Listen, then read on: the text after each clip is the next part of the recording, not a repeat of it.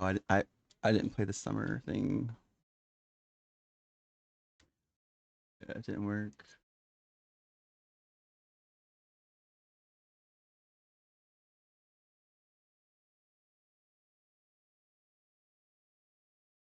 Hello, hello. And the Funko Beard, where we discussed all things queer in games, TV, and movies.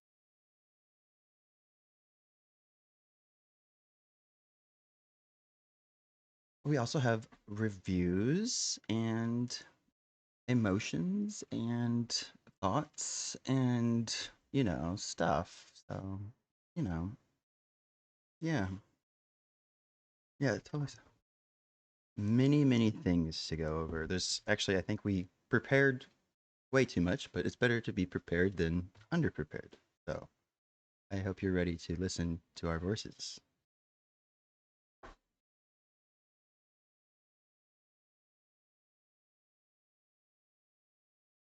Um, well, first of all, I just want to say, like, how are you, Funko? How was your day?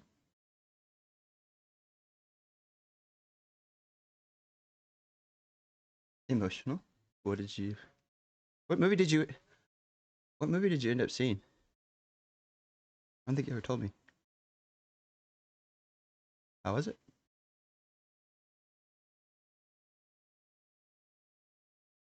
You got popcorn there?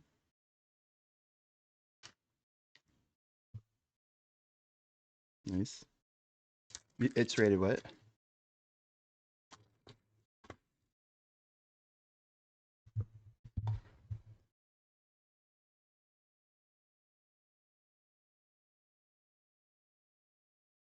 Him to succeed because he is the amateur.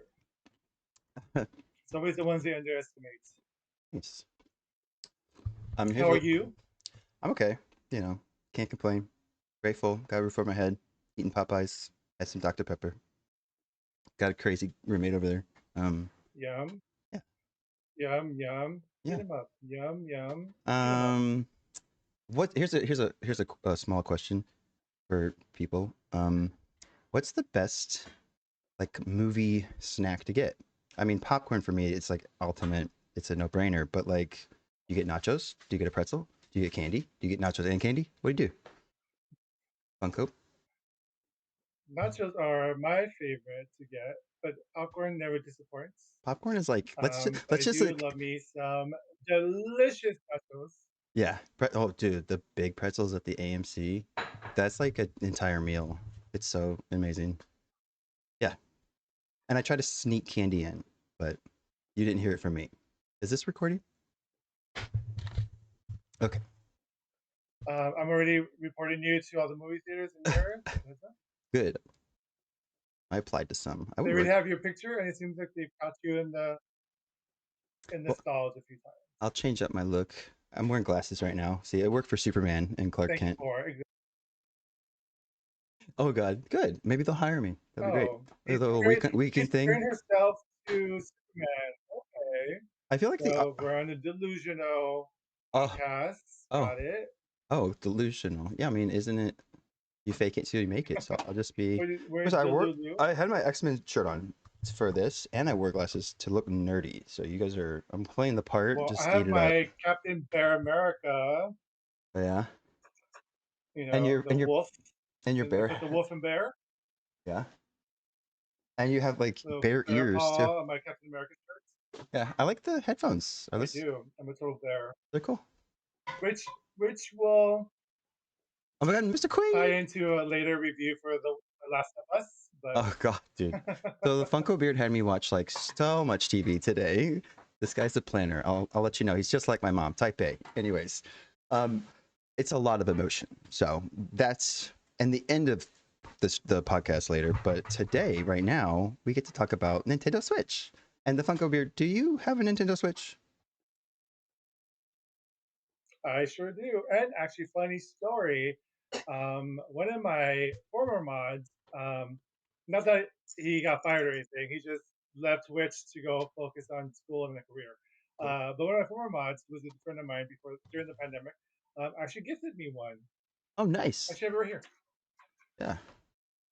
So here's a question right before I start this review. It's the Switch Lite? oh no, it's an extra Switch, but Switch. it's Sorry. the oh my god, um don't shoot me. What is it? New Zelda? Horizons? Oh, What's the Zelda? game? Breath of the Wild? No, Horizon Zero Dawn? no. This, what are you talking about? I'm looking it up. No. Pokemon? Oh, Animal Crossing. It's Animal Is Crossing it? Oh Switch. my God. Whoops. Horizons? You gave me Horizons and it was It's an Animal actual. Crossings? Court, thank you so much. Well, that's the name of the game. It's, oh, I That's the name of the guess. Yeah, game. yeah, I What do you guess so. mean? Hello? Sorry, I didn't play that one, but I played like New the Horizons. original. Animal Crossing New Horizons. Hello? I thought it was. But see the colors? Yeah, yeah, yeah, yeah. I don't play. Okay, I The don't play the colors Switch are as of much. Animal Crossing. I will say on my percentage of Switch, Nintendo has kind So of do you, gone down. So do you have a going into Switch? that, segueing into that, okay, I do have a Did you Switch. grow wait, did you grow up with it? Of course I did. I had a 64. We had the GameCube. We had the Wii. I don't think we got the second Oh, Wii. okay. So you Girl, don't grew up even. with the Nintendo 64, We not Super had, Nintendo, which is why you do not know first of all, Zelda Link to the Past is the greatest Zelda game ever I made. can't help the decade I am born in, Funko. I'm sorry that I was born in the 90s. Okay. Yeah. I didn't have an NES You because I should be wasn't sorry. alive. I wasn't fucking alive. Anyways, segueing into that, I have the Switch, but it was from Christmas, like when it came out, which was when I think I was like in my 20s.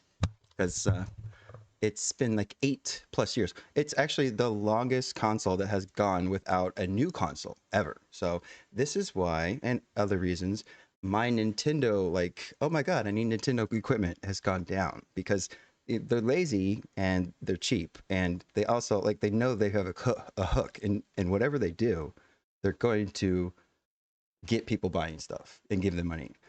And so I'm going to go Well, into the Nintendo Switch 2, which was announced and is coming out in June 5th or on June 5th of this year. Okay. So what were you going to say? I was gonna say, are you excited for the Switch 2? This is our podcast. This is our reviews. This is what I feel. I'm not really excited. To be honest with you, I'm a little like it's lukewarm. I don't really care. I like that I could play the Zelda Nintendo 64 version, but if you look at the list and compare it to PlayStation and Sony, and I know there's going to be a lot of people who agree with me. Sony's giving you the entire library that they've ever freaking had. Maybe a couple aren't there. Nintendo gives you like 12 games from the 64. Are you serious? 12? It's $50, whatever, for a year, whatever. But you're going to give me only 12 titles out of all the 64 titles? Are you serious? Come on. It's lazy. It's cheap. It's like, so for that reason, it's like they don't really care about the customer. They really don't. They just want your money. I mean, it really feels that way to me. Going off to the console, coming out in June, the Nintendo Switch 2. By the way, love the title. It's everyone going with the numbers. I'm being trying not to be super negative about it, but every year, besides the Wii version, they've had a different name. Like, and it's been cool because it's been a different version. But this is again, I don't hear you. No, go on. Sorry, I was Uh, fixing my issue. so the console is going to be $500, which is the price of a PlayStation 5 right now. If I were to say, I haven't really seen in-depth like footage of a lot of the gameplay on the Switch too, but they only have like 3 or 4 titles. One of them being Super Mario Kart or whatever, which I know it's a fun game. World, Super Mario Kart World, I think. I didn't look at the title, but it's another Mario Kart, which is like okay, I get it. I like it. I do. It's a good party game. It's a good game to have at the Detour, like the bar here, which is a an arcade bar. You know, you give them your driver's license, and they'll give you a controller, and you can play against people. It's super fun. Those are games we're gonna love, but it's like if you compare it to a PlayStation, it's just what kind of gamer do you want to be? Do you want to be somebody who has a lot of like party group games where it's like board game kind of ish or race cars like Mario Kart, or do you want to be like The Last of Us? Do you want to be Resident Evil? Do you want to be like a bunch of titles that are more mature? And the graphics are it's like ridiculous night and day because there's one over here using like next gen engine. PlayStation 5, $500. Probably be cheaper when this stuff comes out, especially in the PS 6. But oh, it's called Mario Kart World. Yeah, you're right. But if you get the bundle here, if you $535 US, and it's that with the game, which is, it's a deal, I guess. But I think they were talking about video games like the Switch 2 is coming out with games that are like $80. I know Yeah, price. I think $80. I know price of video games go up. I know this. It's happened since I've seen the patterns. It's all there. Whatever. But $80 for a game that like the graphics are, I don't know. You have to really be a Nintendo fan to like be excited what's coming out. There's some cool stuff. They have like the thing that it detaches and it's like a mouse pad. The hand joysticks are now mouse cursors or whatever. Cool. So do we get internet access or something? I don't know. So there's that. Well, the funny thing is, I also heard that, like with that mouse thing, Uh, it's only gonna work yeah, with some like things. you know, It's not a not everything. universal thing that's gonna Yeah, work everywhere. you know what I mean? It's like Nintendo gives us some breadcrumbs and they don't give us the whole damn like the meal. And they're cool with that because they know that people will just throw money at them. And they will. But this review, I'm saying I would say you'd probably, unless you like really want it, I would say hold off onto it because they're probably going to come out with another one called like the Nintendo 2 Switch Lite or something, and it'll be smaller and better. But it's like their pattern of marketing and getting your money. You know what I mean?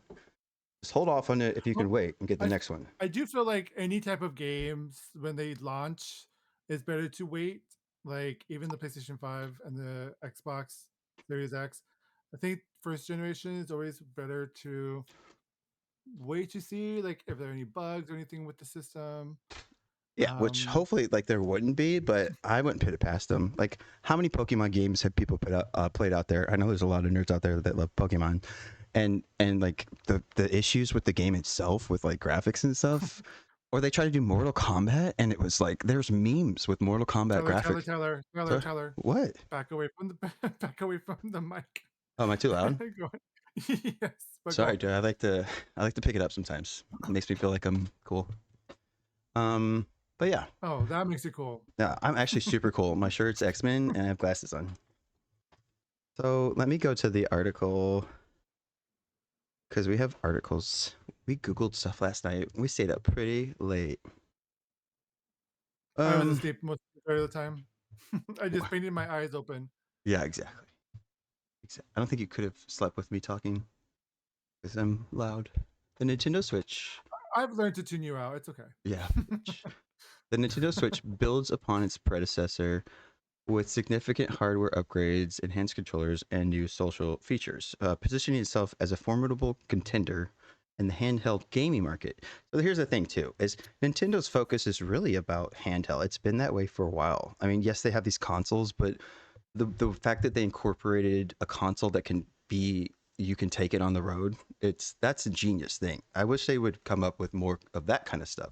Because have you ever been like away seeing family or something and you wish you could play your PS5? They have those consoles now, but they're like a separate thing besides the actual thing. So to Yeah, combine I them would remember be the really. PS Vita and the PSP. Oof. Yes, yes. So they have those things, but they're really not as cool, or it's not like having a PlayStation 5 on the go. So that's Yeah. been a cool thing for Nintendo, but I don't know. Again, it feels lazy and very like CEO run in a way. They don't really care about the consumer, which is sad because once you have a business that actually hears what people are saying and you do that and you please them, I think you will get rewarded. That's just my opinion. But it seems that Nintendo is so big that it doesn't need to really care about that. Well, yeah, I Um, think that's the problems with all CEOs. well, It's a I don't think they're they're a all bad. business. So other than that, like, um, that's just what I have to say about. Like, there's a bunch of stuff. Here's some titles. Mario Kart World, which is 25, 24 player. Okay, cool. They're adding more people, right? They had that Super Mario Jamboree, which, by the way, Funko had said that it was 8 player unless you were in the mini games or something like that. So it actually Yeah. wasn't 24. You know what I mean? It's Here's no, Nintendo. it's the main game is still 4 player. Yeah, but here's The mini games Nintendo. are Here's Nintendo feeding you something that could be a 24 play, like a very awesome, chaotic, like, you know what I mean? Like maybe they separate into groups. So there's like 4 different groups of 8 playing their own main game and then they meet as a tournament at the end. That would be something that would be unique and cool instead of like having people be in a mini game and not be able to play a main game. It's something where it's like, okay, you could go further, but you're not. Why? So they have Donkey Kong Bananas, which I saw the graphics. It's really cool. Nintendo is making Donkey Kong's face more expressive. It's changed. I saw like stuff on Twitter or whatever, or pictures or whatever. I have Kirby Air Riders. I've been a Kirby fan forever. I love Kirby. He's cute. Cyberpunk 2077 is coming to this. I will Oh be. wow, I will be. Yeah, that's interesting. I'm going to be looking at that one. And Elden Ring. There's absolutely no way. Okay, I'm gonna be looking at this stuff really depth here. Oh man, that just seems like playing like DBD on a Switch was really rough. I can't So imagine doing Dark Soul games on the Switch. on the Switch, so we'll see. I That's hope tough. it's a Switch, like a Switch 2. It's gonna be something else. It's not the Switch. So The Switch too. Yeah. I hope it's something else. I hope they listen. But we'll see. For a $500 price range, I would hope so. You know what I mean? Um, Maybe one of my mods currently can gift it to me. Mods, hello, mods. LOL, not you, not using our podcast to get gifts. The fuck? And on my segments, girl, wait your turn. Shit. So the Joy Cons are about the same, except for the touch. We talked about them being mouses, like a cursor or whatever. The resolution is 1080p resolution up to 120 hertz. It's got 4K 60 hertz and HDR. Everything seems like it's getting upgraded a bit, which is what we want. I mean, it's a new console, and it's been like almost a decade. But it seems like it's getting to the point of like where the PS5 is ish, and like I think the PS6 is gonna outshine it. I know PS6 will probably come out like later, but this is again, what kind of gamer are you, or who do you want to be? And if you can afford both, good on you. If you can have to budget, it's up to you. Um, I can probably But wait because hardly like the games that I stream. I liked having a Nintendo Friday. Like it was Zelda every Friday. That was cool. Before that was Pokemon. That was okay. So it's like it's cool to have it one day a week when I was doing that. So, but I don't know. I the don't thing with not it, want it, right? Sorry, go ahead. the thing with Nintendo is you're buying the brand, right? The Exactly. brand is what they are selling, Yeah. and because Nintendo's has been out for literally Ever. 3 decades, Yeah. Longer, um, right? Longer. yeah, Wait. since the 80s, yeah, so I guess Yeah. 4 decades. Mm-hmm. Um, 2025. they they are um, relying on that brand to get them their sales Yeah. because there are people who are fans of like the Pokemons, of Mm. Mario Kart, of Mario Zelda. World, of Zelda, of Metroid. Metroid is coming out Metroid. with a new game and Yeah. toy as Yeah. well. But yeah. So you're paying for the brand, and they're Mm-hmm. relying on that for people to pay for it. Right. So really, is do you continue to support the brand or do Or you move on to something else? So at that's the what question time that are you people have to ask over? themselves. At what time are you over their BS? Is what I would say. But yes, exactly what you're saying.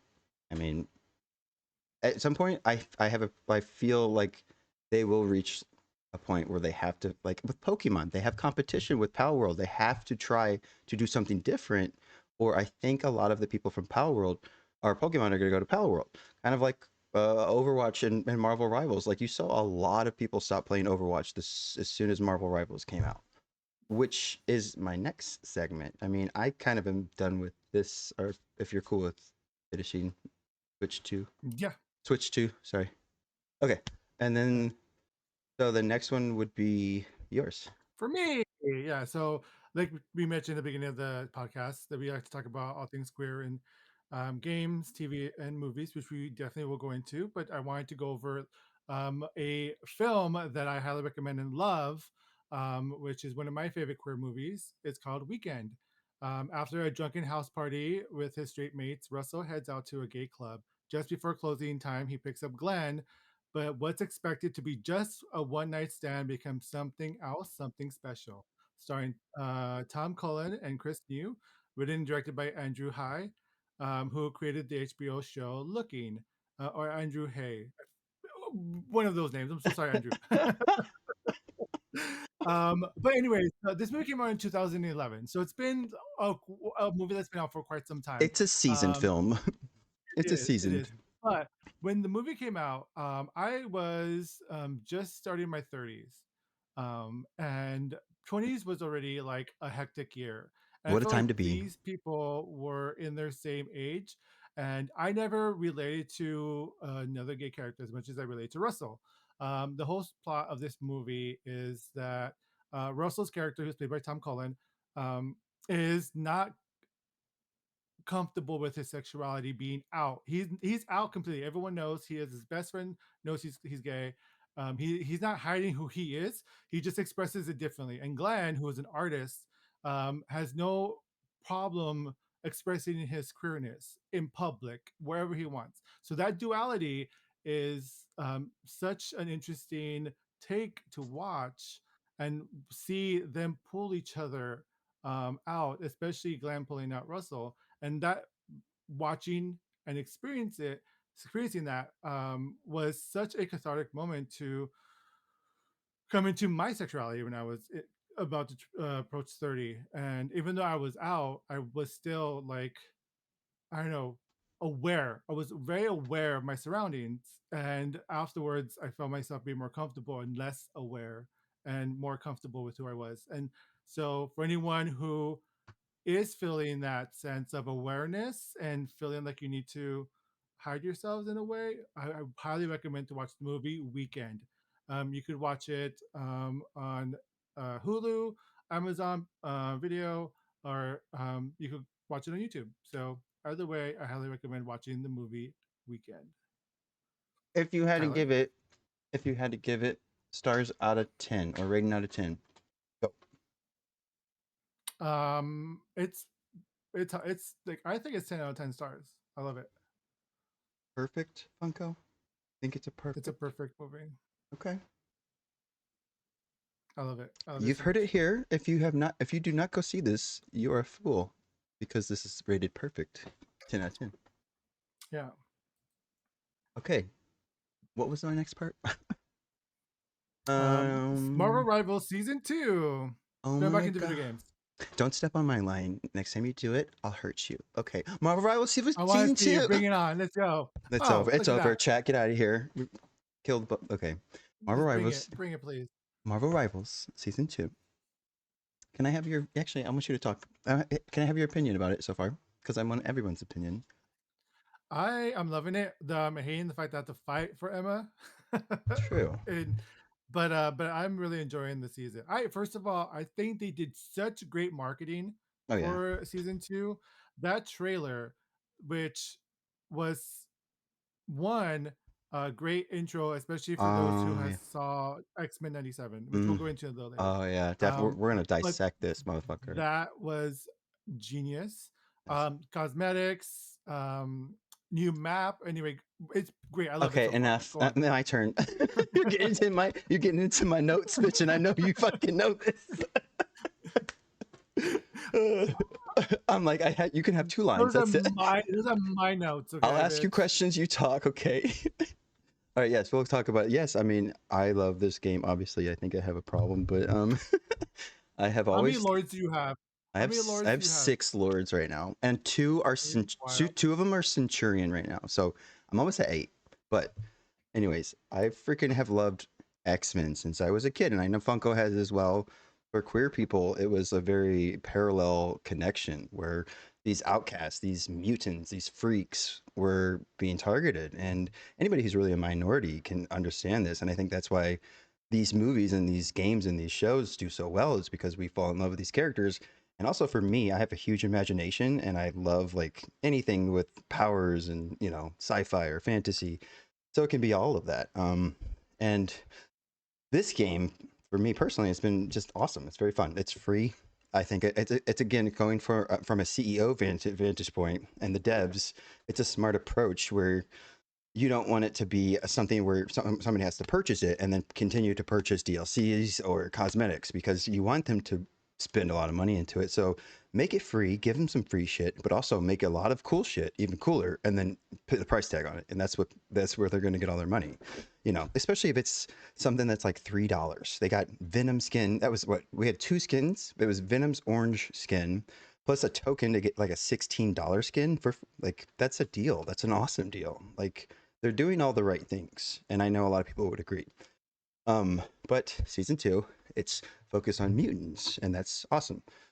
Season 1 was focused on the vampire and Dracula and all that stuff, and now we get into mutants, which again I have loved X-Men for a very long time. I thought Emma Frost was going to be broken. I really did, and she's good. She's not bad. She's one of the more if you're talking about min maxing and you want to have the best character for like ranked, she's probably going to be up there because she can time her ultimate with other people's ultimates, and it's nasty because Yeah, sorry, I can see no, go that she ahead. could get banned and that she could Yeah, get banned I see it. Yeah. in comp for sure. Like it's nasty, but it's cool. Like her ultimate. Okay, first we're gonna talk about her health base. It's 650 base. She's a vanguard. She's a tank. Her difficult levelty is 3 out of 5, which I'm a gamer, but I think 3 out of 5 is pretty easy. You just have to watch videos, watch how tos. There's quick 1 minute videos of like what you should be doing on a character if you're having trouble on a Marvel Rivals character. Um, you just play the character and you'll get better.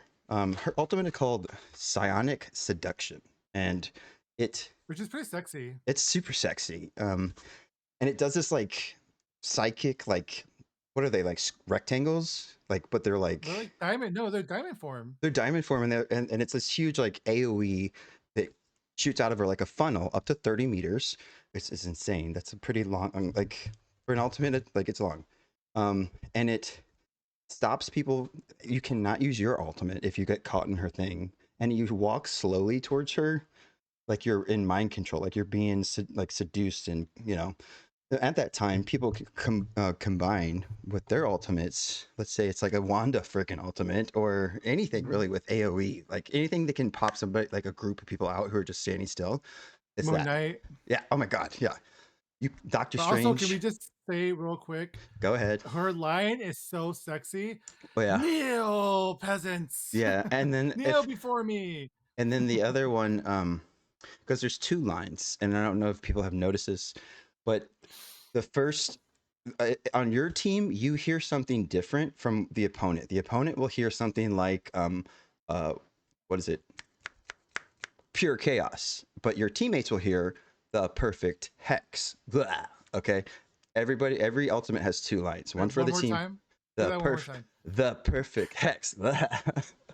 And then you get 6 kills. Oh, you hope and pray. So everyone gets 2 lines. There's one line that and this is what I like about the game too. It's not just visually what's visually attractive. The audio cues tell you what's happening. So if you're not looking at something, oh, my Wanda is ultimating, or no, the teammate ultimate. Wanda is about to go off. I should go run away or kill her. It's very informative, like, or whatever that word is. So the ultimate is, I would say, the ultimate in damage by itself is not bad. It's not very strong. Like you get pulled into her mind grasp, and you're taking ticking damage. So it's not like a Moon Knight. 2 seconds you're dead. It's like okay. So teamed up is the best way to use it. Or her next move, which is called Psychic Sphere, where she like hits you and pulls out part of your soul that looks like diamonds, and then you can attack that thing, which is just sitting there, and it'll make that person take damage. So a lot of combos going with that are pulling the soul thingy out, having the crystal right there, and then doing the ultimate, because that person is fucked in a way. Which I think that move is interesting because you're what is it? Well, the it really can stop alt as well, It can, yeah. which It's is one of those wild. things where it's a counter for a lot of stuff. Like, yeah, I mean, it doesn't. I don't think. I've seen people you like when Spider-Man is about to say, don't mess with amazing oop, and then she grabs and kicks into that's Well, which is no, that's a wild. diamond form. That's a diamond form. Oh yeah. I'm talking about the crystals that she like pulled out of the body. But going into that, Oh, um, that too. That's really yeah, strong too. The shield, yeah, not the um, shield. The it's psychic called spirit. Sorry. it's called Psychic Sphere. Yeah, It's like a soul of the enemy. Like they pull it's out. like Moon Knight, like Moon Knight's He Ankh. can do that. No, it's not. Moon Knight's Ankh is Hmm. like on the floor. Eat. No, but in the sense like you shoot the shield and it attacks the people. I thought You know what that I mean? shit always like ricocheted. I thought that actually okay. That's the I didn't know that about Moon Knight. Like no matter what, you get hit by it. Like I thought if you The stand Ankh? next, yeah, if you stand next to the Yeah. Ankh, you get. Yeah, this is like Yeah, same thing with the shield. yeah, but this thing is the shield's like pulled out and stationary. Like you can be running away, and that shit's still right here, and she can be attacking it, and you're still gonna take damage because you're connected to it. Yeah, it's longer, but yeah. Yeah, which is kind of insane because her next ability is like a big shield, right? Like Doctor Strange or Magneto, but it's like 500 HP, and it can go very far. She can make it stop right in front of her, or she can make it stop like 40 meters away to block a Punisher up on a wall being annoying. You know what I mean? That's Hmm. kind of crazy. Or Um, block Star Lord with his ult. I had yeah, that happen to me. yeah. Really anything, any projectiles like Iron Man, Magneto, just it's insane. Um, so it used in the good hands or whatever, it can be a dangerous character. Our next thing is telepathic pulse, which is just like Wanda and Cloak and Dagger with Cloak having that siphoning ability, where it's like you hold the one button and she can just like it's the same thing, but it's like a psychic silver It looking thing. auto locks on someone, right? Yeah, but you have to like you have to follow the person. It doesn't just follow it for you. You know, you have to like follow the person around to do damage. It's kind of overpowered, but it's nice. It does ticking damage. And then she can go into crystal form, and she has two other abilities. So she's like, I think in her crystal form, she doesn't take damage as much. She's less vulnerable to like big burst damage, but she's able to crystal kick, which is like just kick anybody. It's kind of ridiculous. And then she can also carbon crush, which is like if she's close in your range, which I think it's like 5 meters or kind of closer to her, she like grabs you and then throws you on the ground. It's awesome. Hmm. It looks awesome, but it can stop. It's very sexy too. Yeah, it's very it's very sexual. I was like, since when did she start grabbing people by the throat and throwing them? But it stops ultimates. It stops things. It's another stunner, you know, and it's crazy because it feels really strong. Um, but that's about it on the new character, and then we'll talk about Ultron when Ultron comes out. But I'm excited for Ultron. The battle Me too. pass. I love Ultron. I catch my breath because I talked a lot sometimes. Okay, the battle pass is 990. Is that lettuce? It's basically nine. Yes, lettuce. I Lattice. don't know what it says. Anyways, it's about $10, okay? Because let's say 100's a dollar. That's the standard, okay? You get all pages, right? Or maybe the deluxe is something different. If you do the upgraded version, you get 2100, which is 20. It's like $20, but you get a lot more of the chrono tokens, so you can buy like 2 or 3 pages from the start, which is kind of cool if you want those cosmetics faster. But it also gives you more of those tokens when you do missions. And after you complete a battle pass, 10 out of 10 pages, it starts giving you like 100 currency for anything in the store, which I think is cool too, because I had about 15 days left or more of the battle pass, and I was able to collect a lot of extra money. So it gives you 600 back, which is back. They're giving you $6 back. Plus, you get 7 MVP intros. You get a lot of sprays and emotes, which I always like them. They're like coming out with all the character ones, the emblems, and then like other ones that relate to characters. They have emotes and nameplates and like 10 cosmetics or something. Yeah, it's a lot. 10 or 11. Really cool. Yeah. Summer in chat, who you may recognize her voice from the announcement earlier, asked or mentioned, I'm still not curious if the bonus battle pass is worth it. I saw Reddit. It is not cost wise, but that was before the changes. I would Do you think say, it's worth the in my opinion, deluxe? I mean, they have announced that they like if you don't finish the battle pass, you can always finish it whenever, which I think is super smart and awesome. But because I was going through stuff, I didn't know if I had time to do it and finish it. So I was like, I'm going to do this and try it out. I think it's worth it because I think by the end of it, I got my money back in a way where the whole thing maybe cost me like $6, and I got a bunch of like cool stuff out of it. Plus, every mission you do, you get a little bit more percentage than other people who just get like a standard version. And it's not that I ever felt like I wasn't going to finish it, but I know people who are out there who, like Fortnite and Dead by Daylight, has kind of forced people to be in this rhythm of like I better finish this. I spent money on it. I have 90 days, but if I've run into like wasting money on that by accident. So it is good, and it's whatever. It's just up to you. Um, the new Krakoa map is the new addition to the game, and I like the map. It's a 3-stage map. It looks like it's a capture the mission area map, which I kind of wish it was a an escort map, but I'm pretty sure we're gonna get that I wish it soon. was both. I wish it was I both. think I we're wish gonna. we had both of them. I think that the pattern I sense is they're gonna give us another map halfway through, and it's gonna be like that. And Ultron will come out like sometime in May, maybe late May. And Krakoa is a huge spot for the X-Men comics. Like Funko was telling me last night, actually ruining the story for me. But thank you so much for telling me, even though I said no like 5 times. But anyways, You're Krakoa, welcome. you're thank you so much, Krakoa. So there's You know port. you were not going to read it because it was so bloody and gory. So I was getting to I it. s- I saved you No, from you that. didn't. Okay. Yeah, but then you had me watch The Last of Us, and you had me watch Black Mirror. That's up to you. You No, chose to do I this. said That's your no. fault. I had no choice.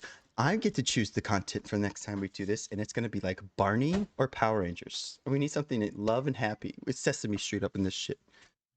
I hope you're ready. No one wants to listen to that. Stop it. Says you. Says you. You better. My voice better be Mm-hmm. heard. My Mm-hmm. voice Mm-hmm. better be heard. Mm-hmm. And the next thing is Krakoa. So there's portals in the map. If you're playing the game, it's kind of like I don't know. There's not really any other maps that are kind of like it. It's really pretty. I love the nature aspect. I love the X Men. The nods to the X Men. Charles Xavier statue is there, which probably tells us, hey, I think we're gonna get Charles Xavier in the game. Um, so for people who don't know, there's comics where Charles's consciousness mind transfers to a new body, so he's able to walk, and he has this like helmet that looks like an X. It's like a big dome helmet, like the Cerebro helmet. It's super cool, and he's like part of this team where Magneto and I think Emma is on it, and I think Jean's on it, and I think Cyclops is on it. The comic I think ended last year, and it did really well. So I don't know the name. I'm sorry, but you can probably just I start think it's googling Children of Adam. something. I don't Is it know. Children of Adam? I don't know, but it finished sometime in the fall or late summer last year. It did really well. But it's really cool, and if that's the case, I'm excited. He'll probably be a support, I would say, with his psychic abilities. I can see him like being a little bit like Mantis, where he's inspiring you or something like that. You know what I mean? And what else? So the maps taken away from comp are Yesgard, the Royal Palace, and Tokyo 2099. Those maps have been removed from the rotation of competitive gameplay. So if you want to play those maps, it's only going to be in quick play. And I probably assume by the time like the next year rolls around, they'll rotate old maps out, unless they're going to have like 100 maps by the end of the 5 years, where they're giving us a character a month too. So um, Blade Blade is free from Dracula's grasp after last season's battle. He's been spotted napping in some of the Wakanda maps, or I don't know which one, but I know he's been napping. Like he's exhausted and he's sleeping. He's like, Dracula had me woken up and awake forever. They don't sleep. Vampires don't sleep. So he's over here like taking a nap. What do you think about that? I think that's pretty cool. I think it was That's cool cool.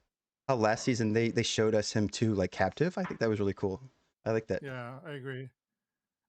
Especially in Dracula's like lair or whatever, the Yeah, that. castle. It was really cool to see him there kidnapped. And it only makes sense like for Wakanda to be like the safe haven, Mhm. because everyone goes to Wakanda um, I didn't even know that for Wakanda. to recover. I didn't know Wakanda. That's so true, but I didn't know Wakanda had like this galactic like world. I don't know what comic that. Oh, so that's part of Marvel Rivals lore. Oh, So T'Challa took a deal. I read it in the sense that to have Wakanda be more advanced and in space, they sided with Doctor Doom. what? Which one? The older Yeah, one? The older one? I don't remember. It's part of the lore though in Marvel That's Rivals. crazy. Oh, That's why it's in space. the lore in this game has been super good. Like very, I like it. Yeah, and it's and they're comics now. I know, and well, you get like a little bit in the game that tells you about the game and the future of the game, and it's Mm. fun. I read it in chat. It's fun to read it in chat. Like maybe not the huge the book ones, but the 4 paragraphs. I'll read that. um, so the Scarlet Witch. There's 2 events going on right now, and again, we love Marvel Rivals for doing this, right? They give us a lot of free stuff. So there's 2 events. There's a Scarlet Witch event, which tells you just have to play 9 matches, and you get a free skin and you get a nameplate. And then there's a Mantis event, which has like 4 pages of like mini events, and right now only one is available. And I think in 12 or 11 or less days, all 4 segments will be available. So it's kind of one of those things where it's like you play as much as you can, and then you wait for them to release 1 out of 4, 2 out of 4, 3 out of 4, 4 out of 4, and you get a pretty cool Mantis skin. I like it. It looks cute. Don't you think? Have you seen It it? does look cute. It Yeah, looks good. Yeah, I like it too. it's I like think they're really killing it with the skin too because I do like the Mantis skin that came with the Zero Season Battle Pass, eh, I and I like it, but like at the same time, it's like it's very cyber techy. So and I don't know. I just wanted it's very something. futuristic. I really It like it it. is. It's very I do too. I do too. But I'm glad we're getting like a floral one. You know what I mean? yeah, Because yeah. I think I played that one. I think because by the end of all this, you're gonna have a free skin on every character. So like you don't even have to spend a dime, and you'll have a new skin besides the one that the game gives you. And because I have the technology one, I don't have any other ones, and I'm like I kind of want a new skin on her, but I don't want to spend money. So it's like thank you. Um, I know, but it's so easy also to get like the blue. those token Is it things. lashes? Yeah, but I'm using them The on. tokens are so easy. Girl, I got 6 lords that I gotta take care of. Okay, Oh, dude, there's a new character every month. there. That seems insane. No, there is. They're giving us a new instead of every 6 weeks, they're giving us a new character every month, right? Mhm.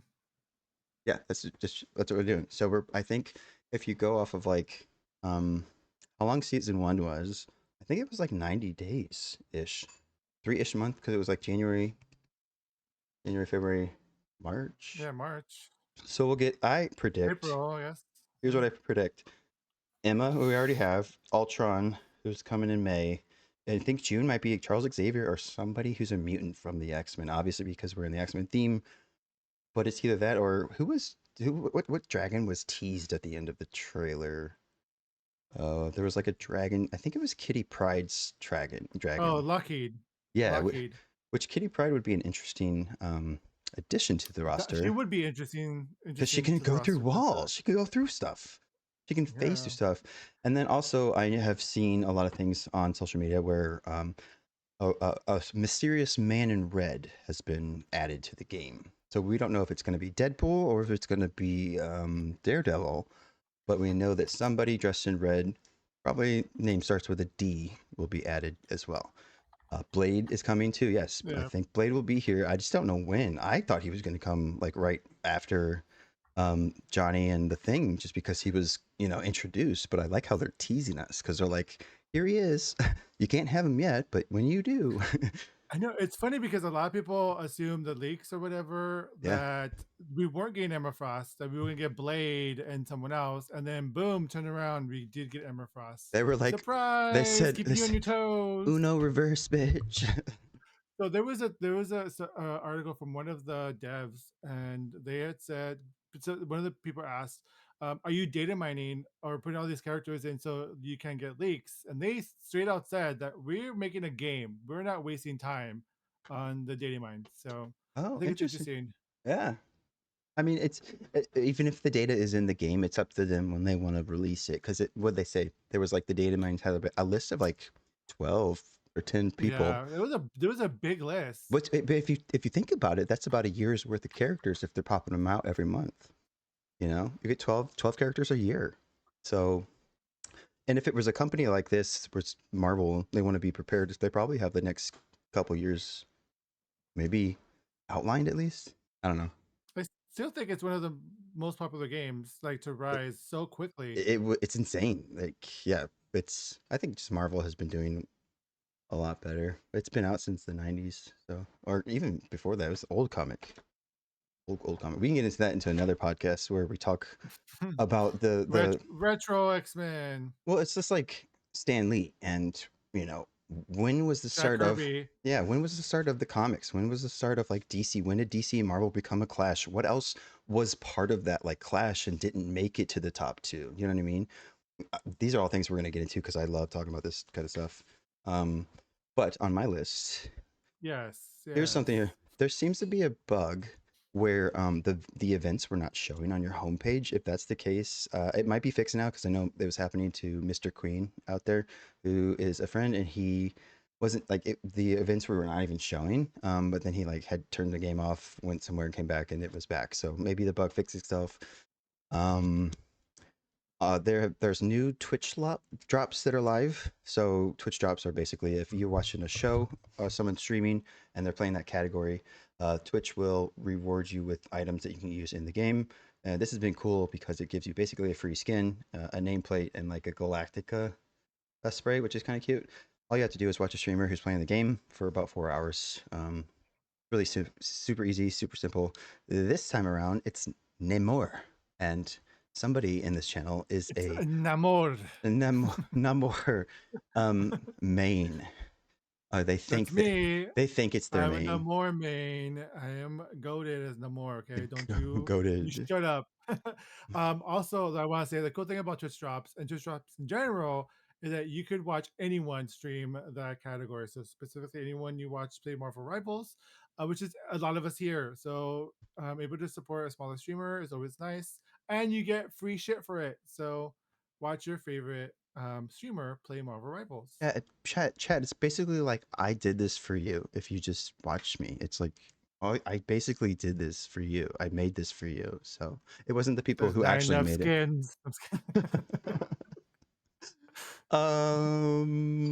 Okay, and there have been new team ups, and there have been a little bit of nerfs and buffs, and I think that's the left of my list. Okay, yeah. So let me go up the team bonuses. Let me pull up my thing You mean your segment's almost done? on this one. Imagine. Girl, you said there was no time limit. You better shush. You better shush your ass. Look, it's not my fault that I'm detailed here. Where's my thing? Where's my thing? Copy and pasting, yes, detailed. Super detailed. First of all, I have an opinion. Okay, I have an opinion. Because you're messing me up. Oh, here, there. Okay. So, no. Where's my? Give me a second. Entertain them or something. Okay. Do you want me to read up the nerfs and buffs? No, I want to find where my nerfs and buffs are. Well, Doc, Doctor there's Str- quite a bit nerf and Doctor butts Strange and as well. Scarlet. Well, oh yeah, no Oh, okay, wait. You we'll go. Okay, we'll go with that later. Fine, fine, oh, fine. okay, We'll talk okay. about the butts later.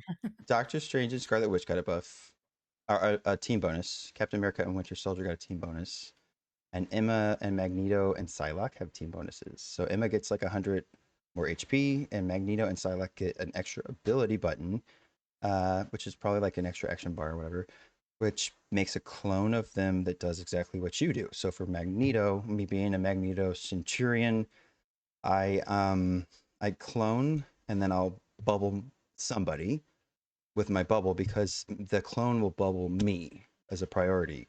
And then if I do a shield, he will do a shield too, and you can actually do like a really big shield if you want. That's how I would use it. It's a very short clone. It's there for maybe less than 3 seconds. So it's not something that you can like walk around with and use as a. It can be a damage boost for a tiny bit, but maybe use like your big metal thing that you throw. But it's Yeah, mostly I like used it for Psylocke too, because I play a lot of Psylocke now, yeah. So and you she talk also about has a clone too, yeah. and it's also like 3 to 4 seconds as well. It's not very long, but it's a nice distraction, especially like Psylocke. She can turn invisible, Which to able abilities would to you get away. use with Sight? Like, how would you use it? Because I haven't played it yet, so this is for you. Then you tell them Yeah, how. so for Psylocke, the cool thing now with her buff with Emma, she's able to technically have a clone as well. And because Psylocke can disappear and turn invisible, you could use it as a distraction, um, and sneak up on someone behind, right? Because you have someone in front of you, the clone, and then because Psylocke is so great at flanking, use that to her advantage to take out the team. So it's really, really good.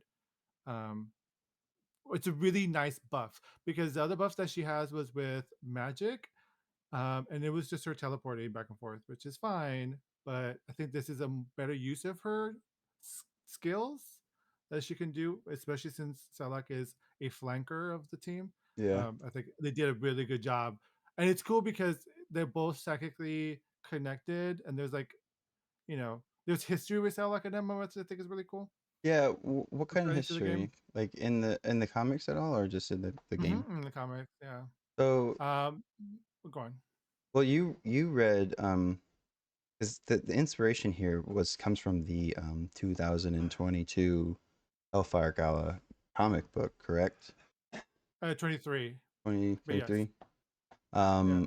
And Krakoa is a safe haven for the Mu- mutants, for mutants, yeah. and it's a living island. Yes. And It's a living island. this is the lore also in the game. So if you say it spoils it, again, Funko said last night it's been out for 2 years, plus it's part of the game. So, and this is one of those things where we can talk about stuff like this. Anyways, the island like got pushed into future, and the chrono time stream it was like agonizing. It brought it to life, and it was very painful for the island. But then it had these like offspring that are super cute and adorable. Have you seen them yet? Those little, They're so cute, they're yeah. so cute. And again, they're like I oblivious to want it because like I have those stuffed animals. Like I want one now to put I to my do. They're collection. so cute. It's like having a child though. Like you don't remember your birth. You don't know how gruesome or whatever it was. But it's very cool that the actual um, island itself is alive. It's like its own character in a way. And in some of the MVPs or whatever, if you go to the last page, it's the 10th page with Cloak and Dagger. A branch like comes and gets her drink or something. It's kind of cool. Have you noticed that? Mm-hmm. So, It's really cute. The details to this game, like are I remember on Mid City, and I didn't realize this at all, but the part where there's inside where the statues collapse and then it goes to normal when you're fighting in there. yeah, If you run past there, there's a gargoyle that is completely dark when you're far away, and as you get closer it slowly gets like a spotlight put on it, and it's so that's cool. amazing the details that they have, just the little things in this game that they focus on with the maps. Yeah, just everything. Gorgeous. Like I said, It like is such a good job. the audio cues, it's The so details informative. Like the details in this are what we really appreciate. So, and the voice actors, like so they are so good, but they're also like they're in on it. oh, for They if sure. you, if, if you have TikTok, Yeah. they do constant TikToks together when they're at conventions.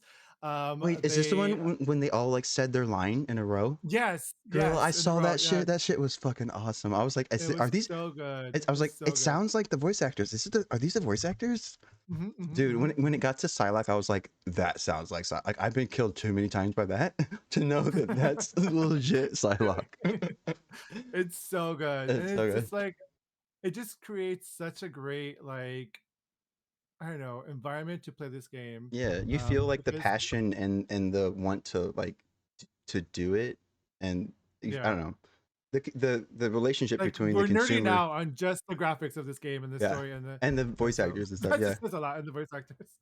So, going off that season two, I will close on this. Well, Funko's gonna close on some booty, but I will close on my section here where I'm just gonna go over a couple of the nerfs and the buffs for people because some people are asking me.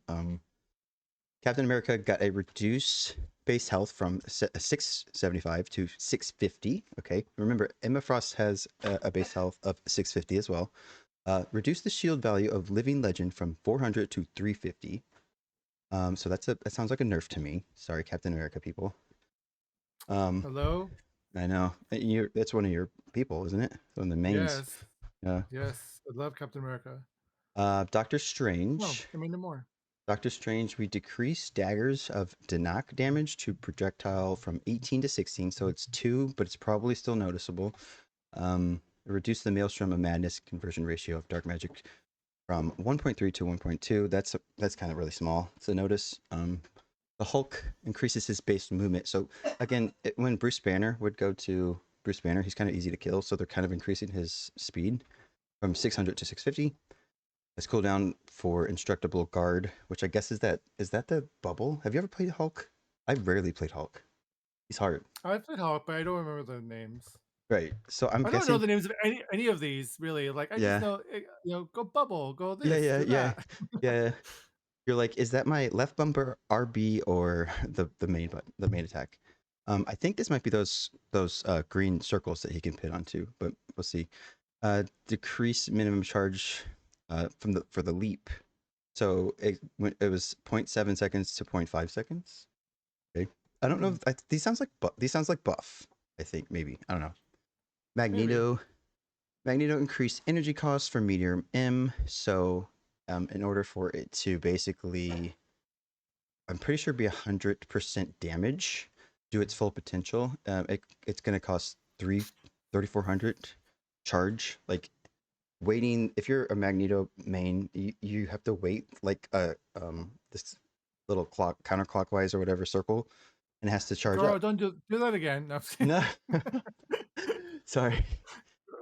But if people are shooting stuff at you and you're doing your job as a tank and absorbing damage so people don't get hit by that damage, it charges the circle faster and you can throw the ball and it does full damage. But it looks like it got more damage. So it looks like a nerf to me. Um, Penny, Cyber Web Cluster. Oh, Penny got a buff, I think. So Cyber Cluster now has a chance to critical. It reduces movement speed penalty while firing Cyber Web Cluster from 40% to 20%. Increases base health from 650 to 750. That's a buff. Yeah, we have a Penny main in chat. Love that. Nice. It's a buff, but I don't think she has a team up bonus that like gives her an additional 100 health. Like some of, With Venom, but I think that's an extra ability. They don't get actually health buff, but they get an ability. Um, decrease. So the thing. Here's the thing. Here's the thing. Funko. Here's the thing. Gets decreased embattled leaps damage reduction effect for himself and teammates from 30% to 25%. I'm not really sure what that is, but oh, that was a nerf then. yeah, he was doing well when he came out. He was one of the Hmm. he's a very Very used popular. vanguard. Yeah, he's a good tank. It's a 1 out of 5 stars, so that's the difficulty. It's going to be pretty easy to master him. And he's pretty tanky. And when people realize that they don't have to charge, that they could go to the settings and remove charging with him to Yeah. just do the attack, he became even more popular because people did not like the charge. So here's the thing with what I've seen about or noticed about Marvel Rivals is that a lot of the abilities that they have defaulted, they've either turned off, toggled off, or it's abled. So go to your settings. If you don't like the web swing for Spider-Man, it's got like an auto thing on that fucks it all up. You just go to your Same thing with setting. Rocket. Yeah, and Venom. You go to your settings and you turn that shit off, and it's like night and day. It makes it so much more able to control. Controllable. Yeah. So just do that. Another thing too is like if if you're playing competitive or you want to play and get better, I would turn on the health bars for everybody on all characters, not just healers. That way you know you're more aware of what's going on. It helps. And you can change your color of the enemies health bars and your teammates. I changed mine to green because that's my favorite color, and the enemy is still red. I've seen like pink colors. It's really fun. It's really cool. I thought that was add-on or a mod or something, but it's part of the game. Thor, the mighty Thor. He's got increased base health from 525 to 600. That's a buff, but still really low for a tank. His movement speed is 600 to 650, so it looks like he's got a buff all around with speed and health. And he's fun to play, right? Yeah, Thor. I like him. Hmm. Um, He's a Nat- fun Vanguard. Natasha. I don't like to play Black Widow. I'm terrible with aiming, and it just seems like firing a gun is like lame in a superhero fight. But let's be. Yeah, I really hate like Hawkeye, um, Well, I mean, it's Moon different because Knight, it's Black born. Widow because you're far away Yeah, from the fight. You're not actually fight. You're not yeah, fighting in the fight. yeah. But I mean, that's part of it. So they got added an effect where Black Widow can directly shoot after releasing the second kick of Edge Dancer, and after using the Electroplasma Explosion, her ultimate, which I've seen kill a lot of people before. Her ultimate does some damage if you're stacked. Um, there's so much. Actually, I don't know if I want to go over all these because this is a Yeah, list. probably not. It's, yeah. We don't have a time limit, but let's not utilize the Okay. time limit. Okay. Okay. Hero 5 out of 600 buff. Do you have time for let's 300 more? I mean we do, but that's not. Did you have something you wanted to say before closing this Marvel Rivals 2 review? I did. So with Emma Frost coming out, things got a little more sexier in Krakoa. Um, you see the new skin of Emma Frost where she is half naked in the game, which is totally fair and fine. Let the woman feel the oats of her body, right? Um, but she's not the only one that got um, character design. We'll go with. Um, season two update the cakes of almost nearly every character, I think. specifically the male characters. Are they hearing our are they hearing our wishes?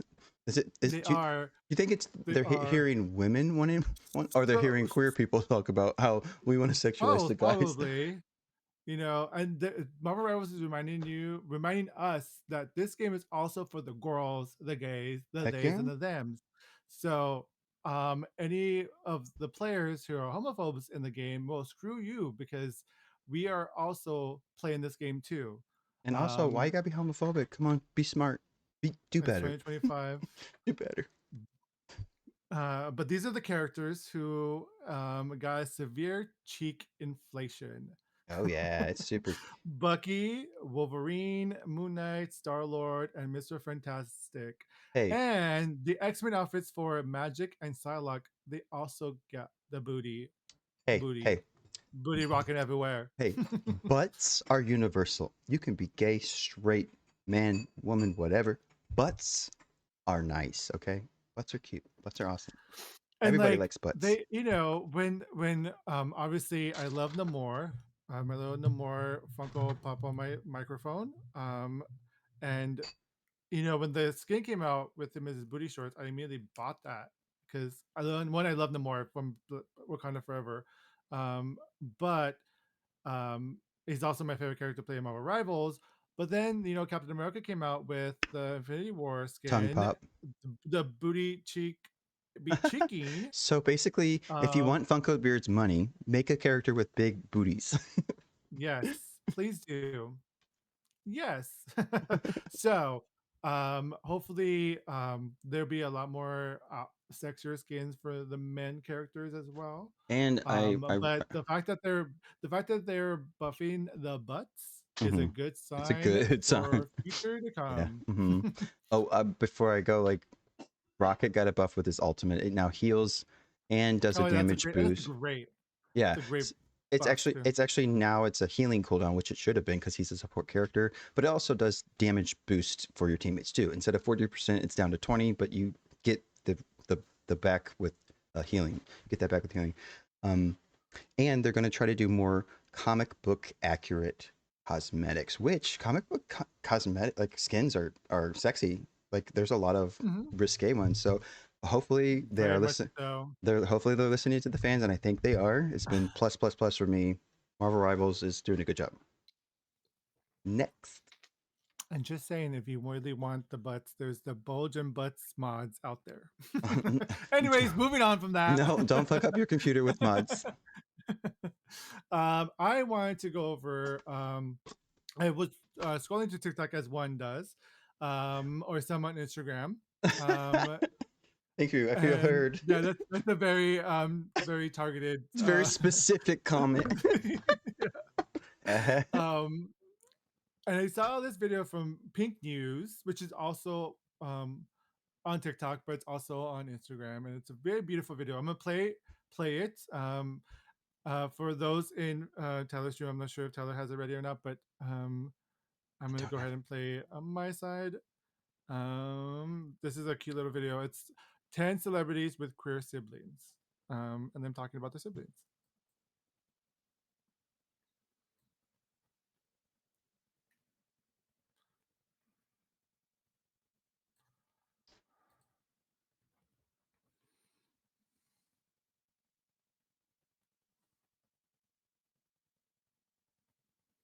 Oh shit.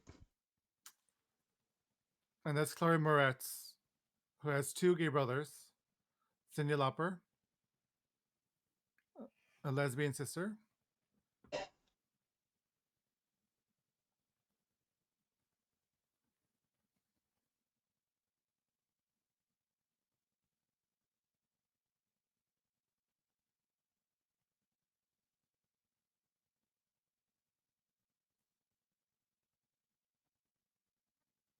Ariana Grande with her brother Frankie.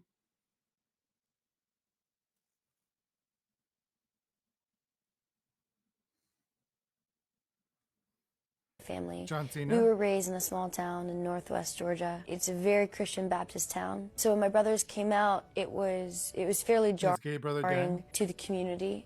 We were very blessed to have my mother, who was incredibly progressive, but nonetheless, they dealt with a lot of self-hate when they came out. My sister Pedro Pascal, is in the trans sister community, Lux. and when she was always that way. You know, poor Ellen. My mother used to, you know, the Tony perms when we were little. She had the Tony, and so Ellen had the Tony perm all the time. She hated Chris it. Evans. Me, I wanted to Brother learn Scott how to Evans. do it. I'm going to do it myself. I want to do the perm. I want to learn how to put on the makeup. I got to wear the shoes. I got to have the clothes, but not Ellen. I tend to not Hathaway. read as much about me as I do about like my brother or my friends, and I will literally want to bite some people's heads off. Yeah, but you just Me, can't. I don't care. Talk about Frankie, you know what I mean? I have an older brother who's gay, and he's still my brother. Like, that's the thing. I have two choices. I can disown him as a human being for what he does, or he can be my Colin brother. Farrell with his I gay was there brother. to support him every step of the way, and I think me being where I was in my life, my family looked at my support for him and immediately kind of fell into that. You know what? He is our son, our brother. This is my sister Lux Pascal. I am Pedro Pascal. Lux, how excited are you for your brother? Oh, incredibly excited. So proud, and yeah. I feel guilty. I Josh just dragged her into this. Tonight, I'm coming out as an ally for equality. And I already came out. And I've known since the day he was born. And I never cared either way. I love you, bro. Oh, I love you, bro.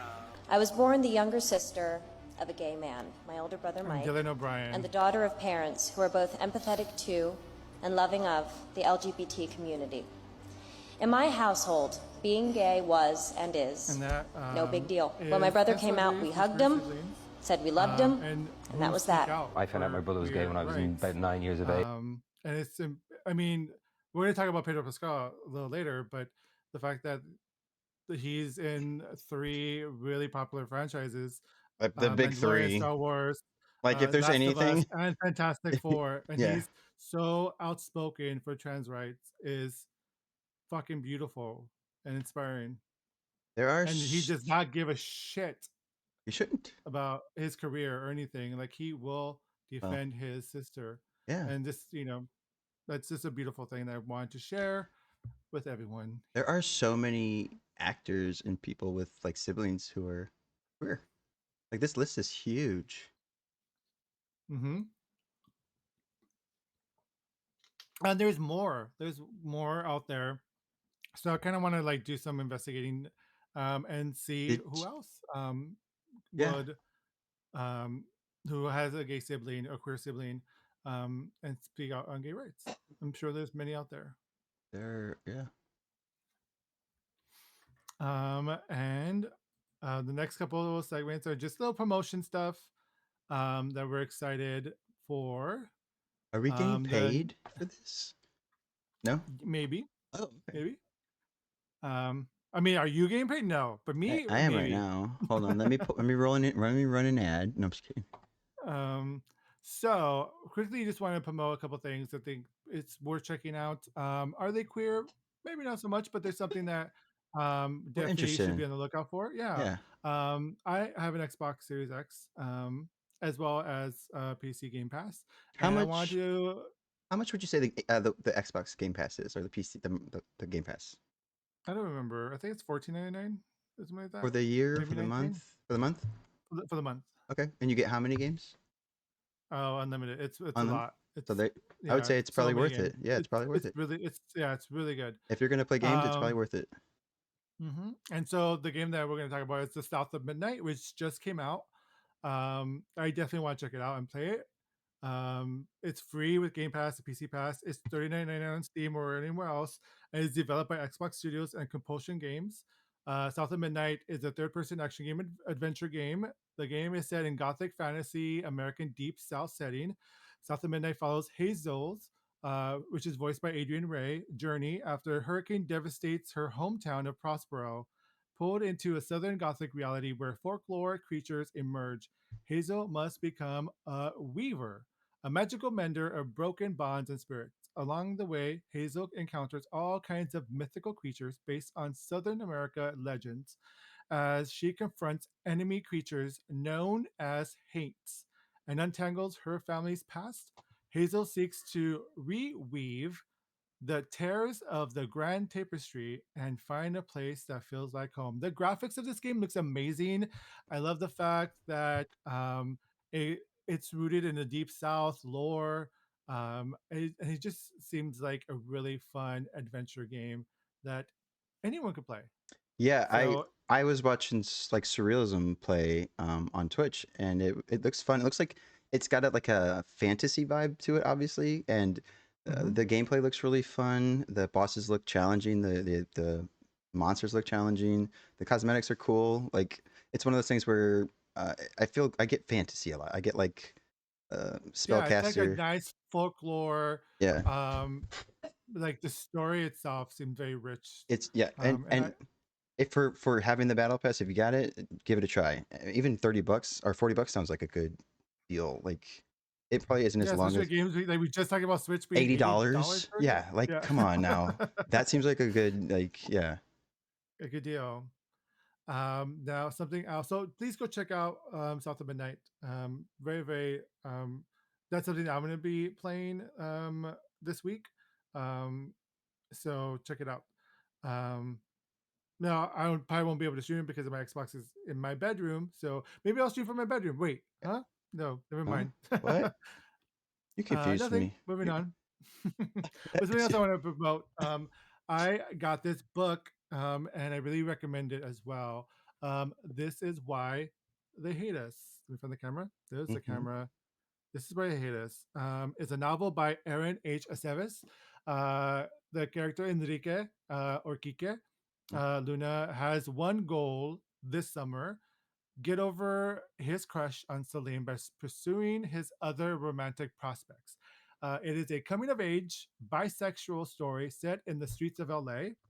This story is about finding yourself, finding love, and what it means to grow up. Full of humor, heart, this story is one that is relatable for young love and young heartbreak. This is why they hate us is available everywhere books are sold. Go support this Latinx bisexual author from East LA. This And is why they hate us. and if you have And look at trouble, this. The, no, the it looks cover is cute. bisexual colors. Yeah, it looks like it's hard to see this way, but it does look pink You and see that? purple, blue, pink and purple. Hard to. It's kind of Yeah. hard to. With the white, with the letters, so the bisexual Oh colors. yeah. If you're like me and you have trouble focusing and reading, I'm sure they have audio books as well. And I can 100% guarantee that this is going to be turned into a movie as well. So be on the lookout for that movie review that we're doing when it does come out. And if you like the book Cemetery Boys, the author of Cemetery Boys recommends this book as well. So you know this book Nice, is in high regards if you are a fan of Cemetery Boys. nice. Um, Now moving on to a little more will be our review segment. Of Um, a review segment of today. the chosen Well, a couple. content we have chosen to watch, which is So this very week, so this popular. weekend, Black Mirror and The Last of Us came out. So, like Two two very. strong shows, two very strong, like yeah, So I anticipated. really wanted to focus on the Hotel Reverie episode, for reasons that we're going to get into. I have a question. Um, mhm. Did Black Mirror come out all at once or Yes, it okay, is a bingeable show. okay, It's on Netflix. okay, and The Last of Mhm. Us is coming out weekly because we Yes. just watched the first. Okay, so there's the Yeah. difference between those. I did not know we And would. they just. I mean, they both just came out this weekend, so Another they question. just fresh off.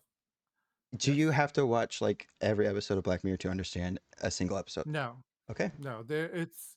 there you have it. anthology. It's an anthology series. There you go. Though there was an episode. It does help to watch all the episodes Because they though kind to of relate, understand. like Easter eggs or something. They're kind of in the same universe. Okay, Yes, okay. All right. That's cool. in a way.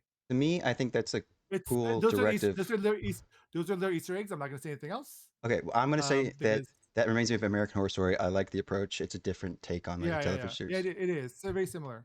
Yeah. But Black Mirror is about technology, and that's what the callus of the show is. Black Mirror Technology, it shows the reflection of what technology can be used for good or for evil, and it all depends on the user who oh, uses it. so like is AI technology? Did they use It AI is in the technology. episode we watched? They did. I Well, let's think go they over the did. story, the synopsis. Right. So the synopsis of this episode for Hotel Reverie, a high-tech remake of a classic film sends an A-list star into another dimension where she must stick to the script if she ever wants to make it home. Starring Issa Rae, Emma Corrin, Harriet Walter, and Aquafina. It And was so the funny good. thing is, yeah, so yeah, we really enjoyed this episode. But the funny thing is that just recently also, which it's just funny the timing of things because I don't know if anyone's heard, but in Vegas they have what's called the Sphere. It's a huge ball So that you can cool. watch movies in. But outside they project like an eyeball, they project Yeah. whatever to promote Like an whatever it is, like emoji will be on Pokemon there Ball. one time. A smiley emoji Yeah, was on there. It's so cute. yeah, The Vegas yeah. So sphere. cute. You have to get tickets to go inside or see it. It's crazy. Yeah, and so they're doing um the Wizard of Oz, but because the screen is so large, obviously the Wizard of Oz was made in the 30s, 1939. They are doing what's called a reimagining of the Wizard of Oz, and they created AI to Mm. fill the gaps, right? Because Okay. it was filmed for a TV screen, you know. So they Mm-hmm. use AI to fill the screen up around the globe, Mm-hmm. and to fill in whatever for the whole sphere of it. I So it's find funny that that that's coming out. at the same Um, time this is Sometimes this Hotel Reverie is happening. So it's like very interesting dual dynamics. And I see the smug face you're I making. find that so interesting, Funko. Yeah. I Do you want love to talk about why is it interesting? well, for one, AI is creating a story from previous information it's been given to basically make up, fill in the gaps, as you said. It's creating art, right? Film is entertaining, it's art. Okay. AI is, I think, it's inevitable, whether you like it or not. It's the future, and um, I've always liked things that increase our chance of surviving as a species thousands and thousands of years from now. I, for one, am Okay, for. thinking about AI art, and then surviving the future Yeah, are not the same thing. But go on. AI in general is what I'm talking about because this is the topic. They're talking about technology in Black Mirror. We're doing stuff where we can fill in the gaps from a story that was like back in where it was black and white. Like But let's talk about if the you movie or paid the show. a person to do that, you could pay a person to do that. You could pay a person to do that. They chose to do it with AI. So yeah, let's talk about the show. This is a show. So the show and the AI. What happens when? So okay. So the whole Here's a thing whole was that they're psychological thing. remaking. They're remaking a classic film, and Issa Rae, who plays Brandy, wanted to stop playing a stereotypical role that she's in, either the abuse victim or like The sidekick, the sidekick, sexy that's sidekick or yeah, whatever. She yeah. wants to lead. Mhm. And Aquafina approaches this studio who made this movie, Hotel Reverie, which is like our version of Casablanca, right? It's a very Yes. classic loved Black movie and white, from very black and like white. 1940s, 50s. When was it? What was that era? Around the May, Yeah, yeah, whenever Casablanca was made, yeah, it's basically like the same as Casablanca. like yeah. Um, and even though Casablanca exists in that universe as well, because they talked about it. Yeah, that's kind of funny that they talked So about this stuff. Yeah. so Issa Rae wants something new for her career, And Aquafina, in a different story, approaches the studio about remaking a classic film because that studio is not doing so great.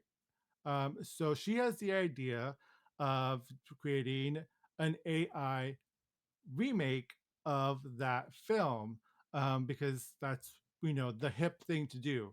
And in doing that, right, Issa Rae gets a part of the lead male part and they swap it into a female. And everything goes great at first. There's no issues that it's a black woman playing a middle-aged white character.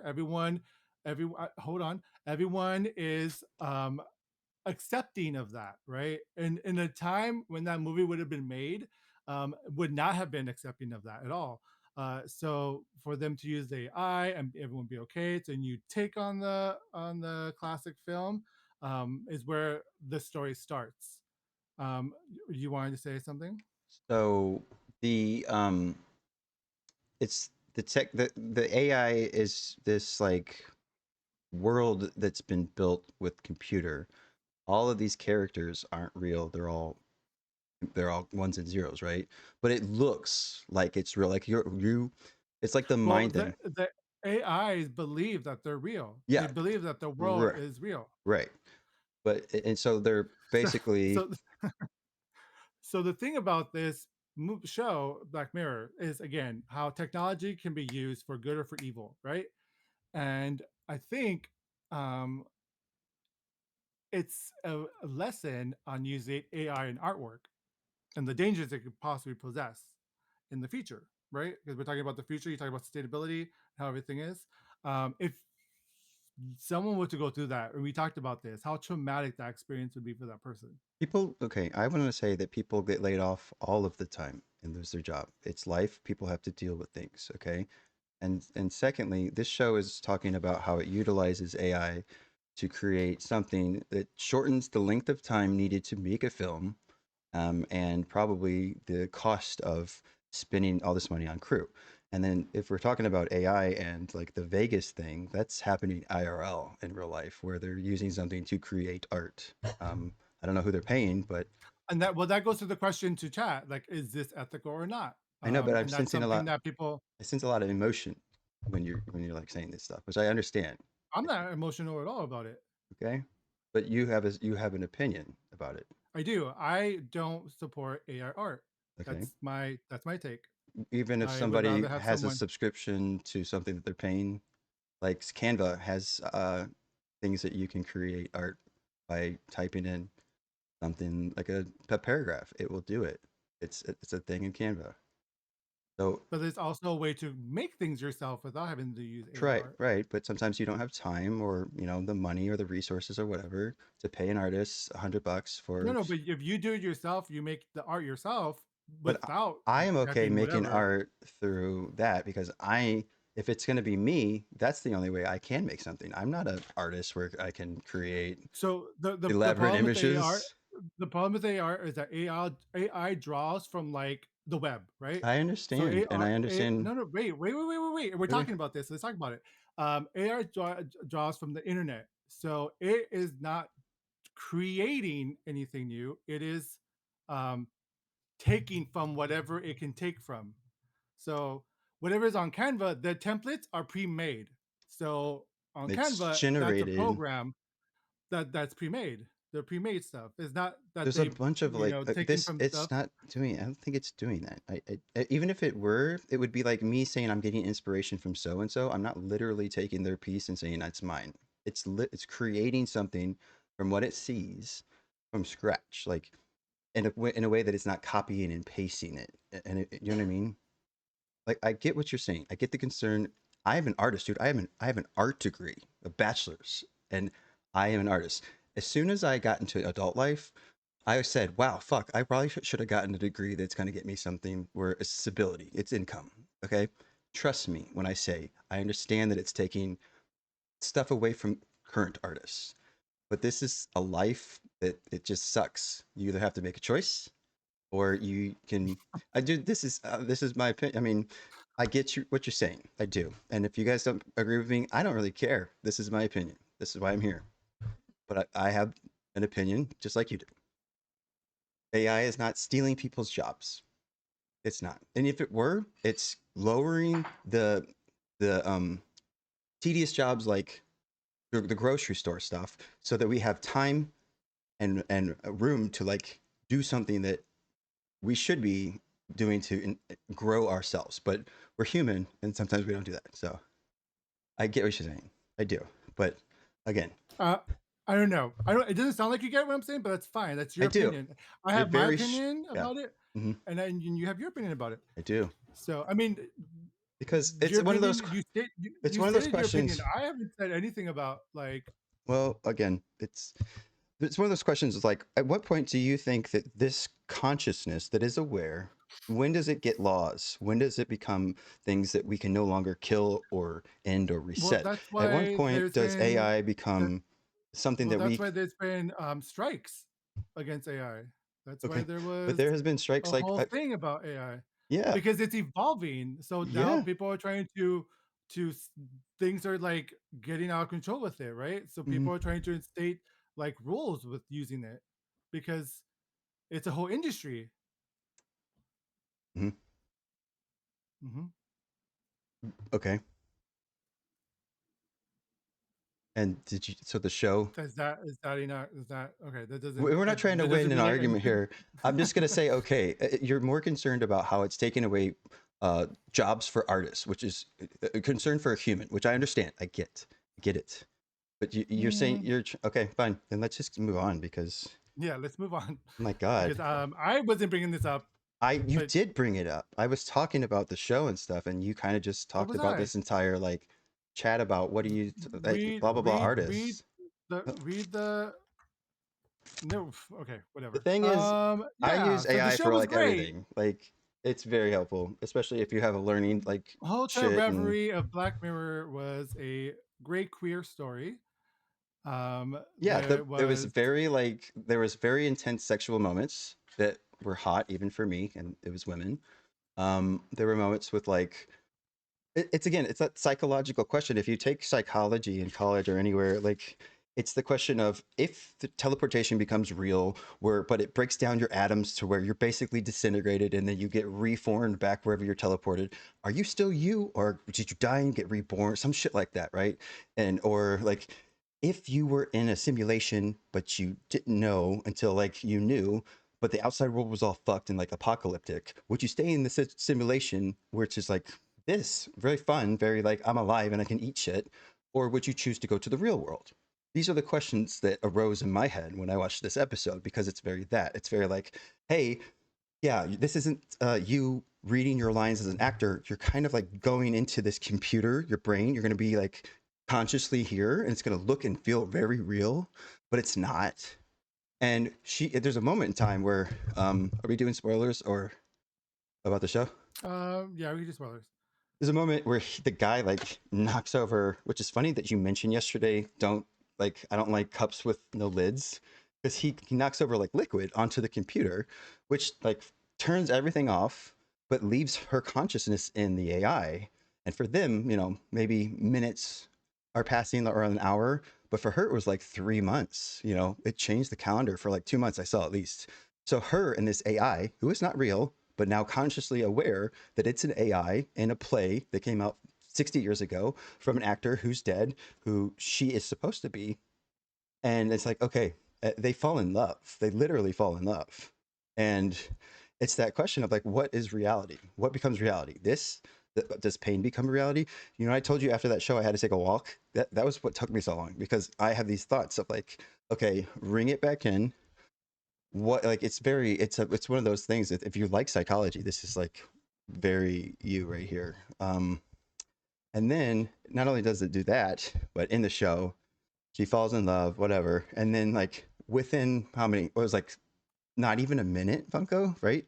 She gets told, Hmm. hey, we're back, sorry for the hiccup, we're gonna reset everything now, and she like literally hits the button and basically kills the person who she just fell in love with for the last 3 or 4 or 5 months, whatever, I don't know. That's a fucking emotional thing too. So I like it because it has a lot of Hold on, hold on. I feel like I'm hearing you talk about the movie, and it's so interesting that you're grasping that review of it, because for me, the thing that I find rewarding about the movie, and though it's very sad in those moments, but the fact that even through all this, even through all of that generated whatever, um, they were still able to find love, and the love Yeah. was there. Yeah. And she is when Clara, who becomes self-aware, Yeah. steps into the portal, we see a glimpse of the actress that was playing Clara in the real world, and how she had to hide herself as a lesbian in Yep. Hollywood back in the day. So to um, and it's funny because Issa Rae's character Brandy, we are now aware of what her sexuality is, really, Yeah. um, in the beginning of the film. But we could tell that she's lonely and she's tired of, um, It feels strongly being. like it, it doesn't say, "Hey, I'm gay," but like she's single. She's like wanting something new. She wants to be the lead. It's I don't know. It feels very like it was like gay, but like quiet about it. Which I it was it like how you mentioned about the coming out and all that stuff. I don't know. It was related to that in a way. Yeah, so I took it as the tragedy, a love tragic in the time period of where it was taboo, Yes. Yes. and then bringing it forward to light. One that was Aquafina, who herself was wearing a suit and Yeah. not giving a shit, in charge of her own type of studio, a woman in charge of the studio, a woman in the lead. I was just like, yes, this is great. They're doing such a great job with this story, because it could be um, very powerful for queer people to see the representation of two women who are in love, and the fact that Yeah. It was super there convincing. is a machine, there's a machine that shows the attraction of the AI characters, and how organically, even though these are machines in this world, that love was able to rise above it, which I thought was beautiful, a beautiful let's message. let's say it's like it was like a simulator. Like none of these AI were aware of what they were, so that it was like putting a character from 2025 into a world of like 1940s. And if you say like, "Oh shit, no, that's fucked up," they're gonna look at you like, "Excuse me," right? And then that's like a butterfly effect because it changes. It changed everything as soon as something like as soon as the script went off script. But just talk about that really quick. Yeah. So the fun part is that Issa Rae, one, memorized the lines to play the doctor, but when she opened the package, she dropped the USB, USB. and so she was not aware of the situation of the AI going into the world. So when she was trying to get it together, and she knew the lines, she knew the blocking, but when it was time to come and play the piano, she did not know how to play the piano. I mean, sometimes And that was like the ripple effect of like yeah, mess up the whole plot line of yeah. the remake of the movie. Mm-hmm. But like going off of that, like if you're an actor, you have your acting resume, and you have a list of experiences basically of what you can do, what you've done. But there's so many times where people have like been an actor in a scene where they didn't know how to play the guitar, but they just did the movie magic and made it happen. And so that's what she was expecting. Like, oh, I'm gonna walk up to the piano and just like she just starts hitting keys, and it was terrible. And everybody looks around at her like, what the fuck? And it just changed it. But It's the whole thing. she improv though, which is I love improv. It's all I love it. But it got crazy when the guy dropped the liquid. That's when everything changed. I think in a story, there's like the beginning, which is like a little tiny mountain, and then there's like the thing that goes all the way up, right? And then the little tiny like towards the end. It's crazy how the stories go. But that point, It's the act three, yeah, act three structure. that's what changed everything. And it was emotional, dude. I said to Funko, I was like, "Fuck you," because he made me cry again, like watching this thing, because it's one of those things like First of all, not again, because this was the first time we watched this. I never again, made you cry ever. you make me cry all the time. He bullies me. You make me cry all the time. He bullies me. Anyways, He um, bullies me, chat. it's like the question of, I like it because it makes you ask like, what makes something alive? Is it consciousness? Is it my mind? My body's going to die and decay. Is it my soul? Is it, it's all these questions, and it parallels to our own what's happening now with AI and the future of that. And at what point do we have to have laws and rules for AI, or what point are they going to want to fight for their equal rights? You know what I mean? It's like this crazy ass explosion of thoughts. So I would say I would give it an 8 out of 10. The episode was an 8 out of 10. I give it a 9 out of 10. Okay. Next up that we're going to talk about, the new season of The Last of Us 2 came out. Episode 1, Future Days. Based on the popular game franchise, season 2 is here, starring Pedro Pascal and Bella Ramsey. Taylor Roy emotional trauma. Oh my god. Two Oh my fucking gosh. shows back. Yeah, that was my horse saying 2 1-hour episodes of emotional joyrides. I cried. I was scared. I rocked myself a little bit. I talked a lot in the chat. Five. Are we spoiling? I think we're spoiling here. Like, if you're watching this podcast, Yeah. you spoil free. 5 years have So just passed. heads up. So, Yeah, spoiler alert. This is your spot for spoilers. what's to spoil? I mean, I haven't played the game, the part 2 yet, but watching part 1 last year or 2 years ago, whenever it came out, I think it was 2. It got me to purchase the game for the PC. It just came out for the PC. It was very good marketing strategy. The show is very good. They have a lot of shots that are frame for frame in the video game and the show. It's like exactly the same, and that's what we love, because it's like, this isn't your take on the show, this is the game, and you're making it into live action, and the actors are doing a great job, the cast is doing a great job, the setting, the everything is great. Story takes place episode 1 season 2, 5 years later from when Ellie goes, okay, well, let's first go into the order. So it starts off exactly where the season ending starts. Yeah. Ends. I'm sorry, season 1 ends. It picks up immediately, where she tells him, "Swear to me that everything you say about the Fireflies is true," and he swears. Even Now, though it's a lie. The thing about season 1 finale is that they were, Joel and the whole thing is trying to get Ellie to this place with the Fireflies so they can find a cure. But to do so, and it wasn't a guarantee cure, but it was like the last hope, right? Chance, yeah. Because Ellie was immune, to being bitten, to turning into the infected. But to do so, they'd have to kill her. And Joel decides, no way, and goes on a rampage and kills everyone who tries to stop him to get Bella out of there. And we see the repercussions of that violence that Joel did, which encompasses the character of Abby and her friends. Dude, she was vicious. Like, she was adorable, but she was like, you're gonna die. She's like, you're gonna die slowly. And it's like, it sets like this cause and effect, right? Because what happens with Joel and his daughter in the first episode triggers what happens with Ellie and Joel later on in the future. And then 5 years later, creates this dynamic that's very father-daughter type, but kind of. But Ellie, here's the thing. Ellie doesn't really want it. And let's talk about the trauma that Joel went through with his daughter dying right in his arms, and the fact that he's now seeing therapy, which is interesting. I think it's Catherine O'Hara Oh my is God. on this season, Love playing her. the psychotherapist. I fucking love her so much. She's a great actor. She's an awesome person.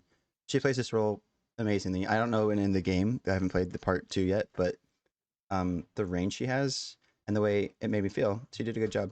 Like, but she also is aware that Joel is holding back on something. oh, for sure, yeah. But she's smart. So that power dynamic between patient and therapist was very interesting to watch, because it's all about mind games. Yeah, but at this time it's a weird mind game, because it's not like our world. It's like an apocalyptic. Like, yes, there's some stability in their what is it called? Not the community. Commune. Yeah, that's what it's called. Or town or whatever. The commune or community. Yeah. you know, because no therapist would say, I fucking hate you for what you did, blah, blah, blah, blah, right? No, nobody, no professional would do that. But it's not professional. I care for you in a way that you're a human who is part of our community. You did something where I'm never going to forgive you, but I still want to help you because it's my job before and it's still my job. Um, I forgot what I was going to say before that, but yeah. So also we're introduced to a new character, Dina, which I believe Dina is in Oh, the game as well. I remember now. And Dina is Ellie's best friend. BFF. But Dina also, so there's this weird like, and you pick it up right away between Ellie and Joel because Ellie is getting beaten up, and you're just watching her get beat up and fighting back, and she ends up taking someone down, and then turns out it was a training thing. But the guy mentions that he was holding back, and she was pissed off about that, and she didn't Because know why. he was afraid of Joel and what Joel would do. And so Yeah, this is what I was going to mention. Yeah, Joel, he held back because of Joel. like it's the trauma that Joel went through has made him think that Ellie is his daughter in a way where she's like, this is too weird for me. Like your boundaries. And you see this whole dynamic where they're like not even talking to each other the whole episode, right? Like they say like It's five very words. awkward. Yeah. Yeah, There was a lot of awkward but the thing moments. is, like he deals with saving her life versus the potential of ending this crisis, right? Yeah, and So that was he one of my questions the, is like if this the was somebody sacrifice, if it yeah, was this is the somebody sacrifice. yeah. We're going. Well, like if it was somebody who you truly like this is the decision that obviously you would make the big one for the masses, right? But at the same time, what if it was somebody who was like your daughter or your son or your mom or your dad? Like how do you make that decision? You know what I mean? It's such a hard decision. In a way, it is because it's But it's something he's been carrying for for 5 years. he didn't That's tell been a eating soul. at him. Yeah, and it's coming to a point where it's eating him alive, right? Like But you it's see it. also Bella is unable to tell other people about her secret that she's immune Hmm. because then she's very, that could be very dangerous for her. And I think because of that, she and this is what I was gonna say, the moth tattoo, she's like looking for death. She's like charging, like she doesn't she thinks, you know, obviously she can't be infected because she gets bit, but she's being super careless and super reckless. This you got that feeling?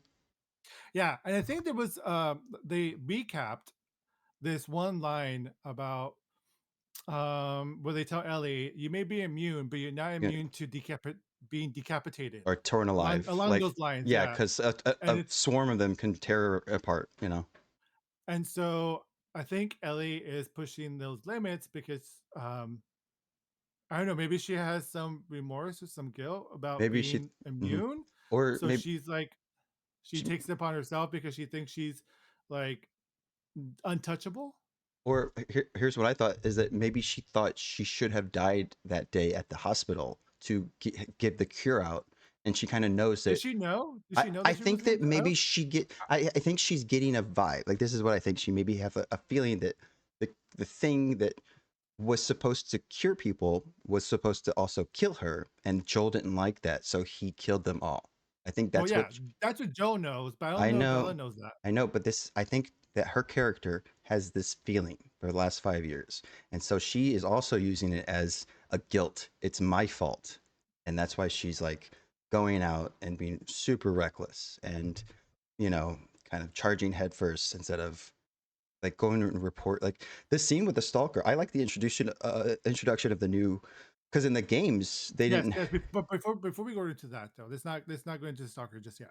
I still want to talk about the dynamics between Ellie and Joel. Like another thing they talked about in the flashback was that she had mentioned that when he was dying, when he got stabbed, he was bleeding to death. She was like, "I won't feel safe without you. I won't feel safe anywhere Mhm, if it's not with you." And it just and they purposely put that in the recap, mhm. so you have it in your Yes. mind when you're watching the fact that she then says to him like she doesn't need him. You don't, I need you to Um, protect me. I don't need you to, yep. so I think it starts like building up because he's been that overprotective father because he knows people might go out and try to kill her for that whatever, right? Because he knows what he did and he knows there's repercussions for that, and Hmm. he wants to protect her so much that now he's like overly protecting her about it, and that's just been what is it, like, smothering her. And the fact that in the beginning of the episode, when she finds out that Joel, that they took it easy on her because they didn't want to explain to Joel why they would knock her out if they Hmm. didn't, she was already pissed off about that from Joel, because she just feels like she wants to be her own person. She believes she's strong enough to do it. She can handle herself, but she can never really know if Joel is always there to protect her. Yeah. That's why she probably wanted to go on patrol, because she knew Joel wouldn't be there. And also, I think that we got. I mean, I don't think you got. We all got a feel of like this has been going on for a while, right? Like that first scene when she's like, "Don't throw your punches." You could tell that this wasn't the first time that people have like kind of treated her differently because of Joel and his actions. Yeah. And like Catherine O'Hara says, she's not your daughter either. She's not your daughter either. But Joel treats her like his daughter because they went through this huge life thing together. They did. They traveled like months across the country.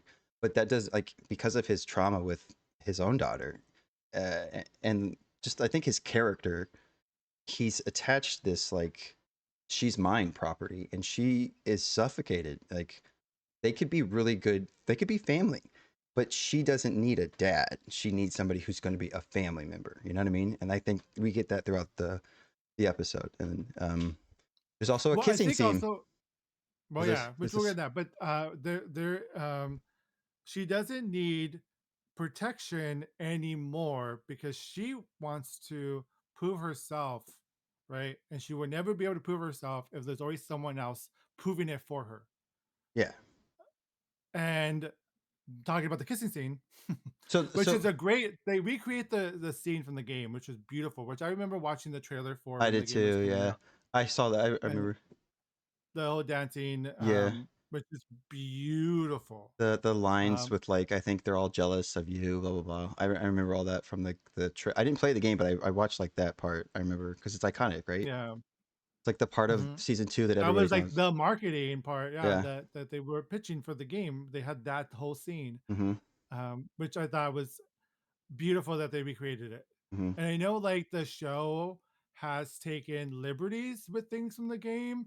Like, there it's not 100% like a full um adaptation, right? Because they take liberties. Like they created this whole central nerve system instead of the pods. They didn't want to include the pods in the show, which is in the games. They created this like whole central nervous system, which comes into play in this episode, by the way, which is Was why that I'm a bringing it up. was that a choice because of financial? Like it was easier to do the nervous system instead of the No, I think they sports? thought it was more. I thought it was more the creator of the game when they adapted it thought it would be more interesting to create this central nerve system, like a Which hive, just such right? bullshit. It's so unfair. It's like not fair at all. Because I saw what happens in the next episode, bitch. You saw that Yeah, shit. yeah. So, but I think that's such a smart choice, and I think they're making really smart choices of what to adapt from the game and what to like steer and tell a different story. Because we had a watch party in my Discord, and the stalker, which we'll go ahead and talk about the stalker. I'm not sure if Oh, is it they're okay to talk about soccer now, bitch? yeah, let's talk about the stalker. Okay, Mister, I'm in Um, charge of everything, motherfucker. I see. well, you're like jumping ahead. I wasn't done with my stuff yet. Mm-hmm. Like, girl, wait patiently. Girl, Um, mm-mm. Don't tell me what to no, do. I forget you're not patient. Don't That's tell me right. what to do. The stalker part, which was cool, because I believe that is in the video game, because Yeah. Pam was talking about it, but the central parts were different as well. This Anyways, but the this stalker part was really cool. Go on, go ahead and talk about the the stalker. stalker wasn't in season 1 of the show, right? Like I don't Right. think there were any stalkers. Stalkers are in part 1 of the game. So even if if you haven't played part 2, part 1 has stalkers. It has like 4 different characters, right? There's the The one clickers. there's the clickers who like have the fungus has like grown over their eyes. They can't see anything, but they make the clicky noise. And so they'll use like sounds. They look creepy as fuck. They have the really big guy. What's his name again? Like the huge, like I forget what they're called. They're like the giant kinds. they're like tanks. They throw stuff. They're huge. That was in season 1. Um, they have like the ones that just got infected. They can see they're like crazy, right? Because they're like running around and like they see like hallucinogens or something. They didn't have the stalker, which was like the fourth kind of. I get a drink. Can you? Okay. Yeah, they made it a 10. So the Stalker was an interesting addition to this season because it shows that these creatures can evolve. It's not just a static. It's not just they are been the same for however long this epidemic has been going on, or this pandemic, I guess, or this crisis has been going on. That it's now evolving, which should not be a surprise because these mushrooms or whatever they're called have always been evolving, right? Because the first episode takes place like in the 60s and they talk about how ouch, that's so loud. Oh, sorry, I'm all for whatever reason pixelated. Sorry. I don't know what's going on. That's weird because on my camera Hold looks your hand fine. over the camera for like a No, second. it's a different camera. Oh. But anyways, did you talk about how creepy she looked? No, I'm talking about the evolution. Evolution. How they've evolved because of the weather of global warming and whatnot. It got so warm that these things were able to evolve. So there's no surprise, or it shouldn't be a surprise, that these infected people are continue to evolve. Well, but yeah, the Tyler hosts, said the hosts go are ahead. also have human brains, so you tap into a human brain. You know, if you can control it, like I would hope it had some sort of intellect, right? I'd hope, unless it's tapping into the Funko's human brain, then I don't know if. Yeah, go ahead and talk about the stalker. Oh, it's very creepy. In the game, they are they'll follow you around, and it's usually in dark places. They're very quick. They're pretty easy to deal with. Like the game itself is fun. It's scary. It's scary though because it's different from like a zombie game where you have like health packs. This is if you get bit or attacked, and you like get bit at all, you have to die and reset like to your next save point or previous save point. So the stalkers they're using just like it says, the stalker, they're being quiet. They're like, so she basically said like it's, I mean, I wouldn't say it could do math, but it's using what we use. It's using the follow the stalking abilities of like hunting. Yeah, it didn't follow. It didn't run to her. It knew to run away. It knew to hide. It knew to basically like it was its prey to ambush it. And so she knew it was getting it was being aware. This has intellect. In the game, they're very creepy, just because they come in like a couple. They don't come like this like clickers, like in groups, but they'll come like two or three. Like raptors. Yeah, and Clever girl. And and it's like really dark. Jurassic Park reference, if you know it. Of course, yes, and like it's in dark areas. Like in this scene, she fell down to like a level that was very dark and shadowy, and that's what happens in the game too. That scared the fuck out of me when she fell. Yeah, I mean, I knew something was gonna happen. I thought somebody was gonna die. That one girl, you know him, but nobody died. But this was a good like. Compared to season 1, it was a good episode as far as like nothing traumatic happened, right? Like nobody died, but they set up at least, I counted 3 different segues of like groups coming from them. One, the group of like infected, right? From the tube with the nervous system. That was hinted at the end. And then we see the next episode trailer and there's like a horde running towards them. So it's not the next episode. They know. showed this full season of season 2. What's to expect in season 2? Right, but when they do that, they show about the second or third episode, like parts of them, because they don't show you like for 97 X-Men 97, we didn't see like episode 7, 8, or 9 or 10 or whatever. Like they show you like the beginning half of it in a way, and we see the horde coming, and I anticipate that being episode 2. But if it's 3, like they also have Abby, is that her name? She's coming with her group 5 years later, by the way. That's a huge grudge. I mean, obviously she cared very much for these Firefly people because 5 years later Well, it's her she's father. okay. So 5 years later, she's still tracking Joel down, and she wants to kill him slowly, which I believe is going to make Joel's big secret come out into the light. Obviously, I think that the commune is probably going to fall. We get another preview of what's the other one's person? Ellie and who's the other girl? Dina. Dina saying, we can go or we can stay. It's up to you. I'm with you.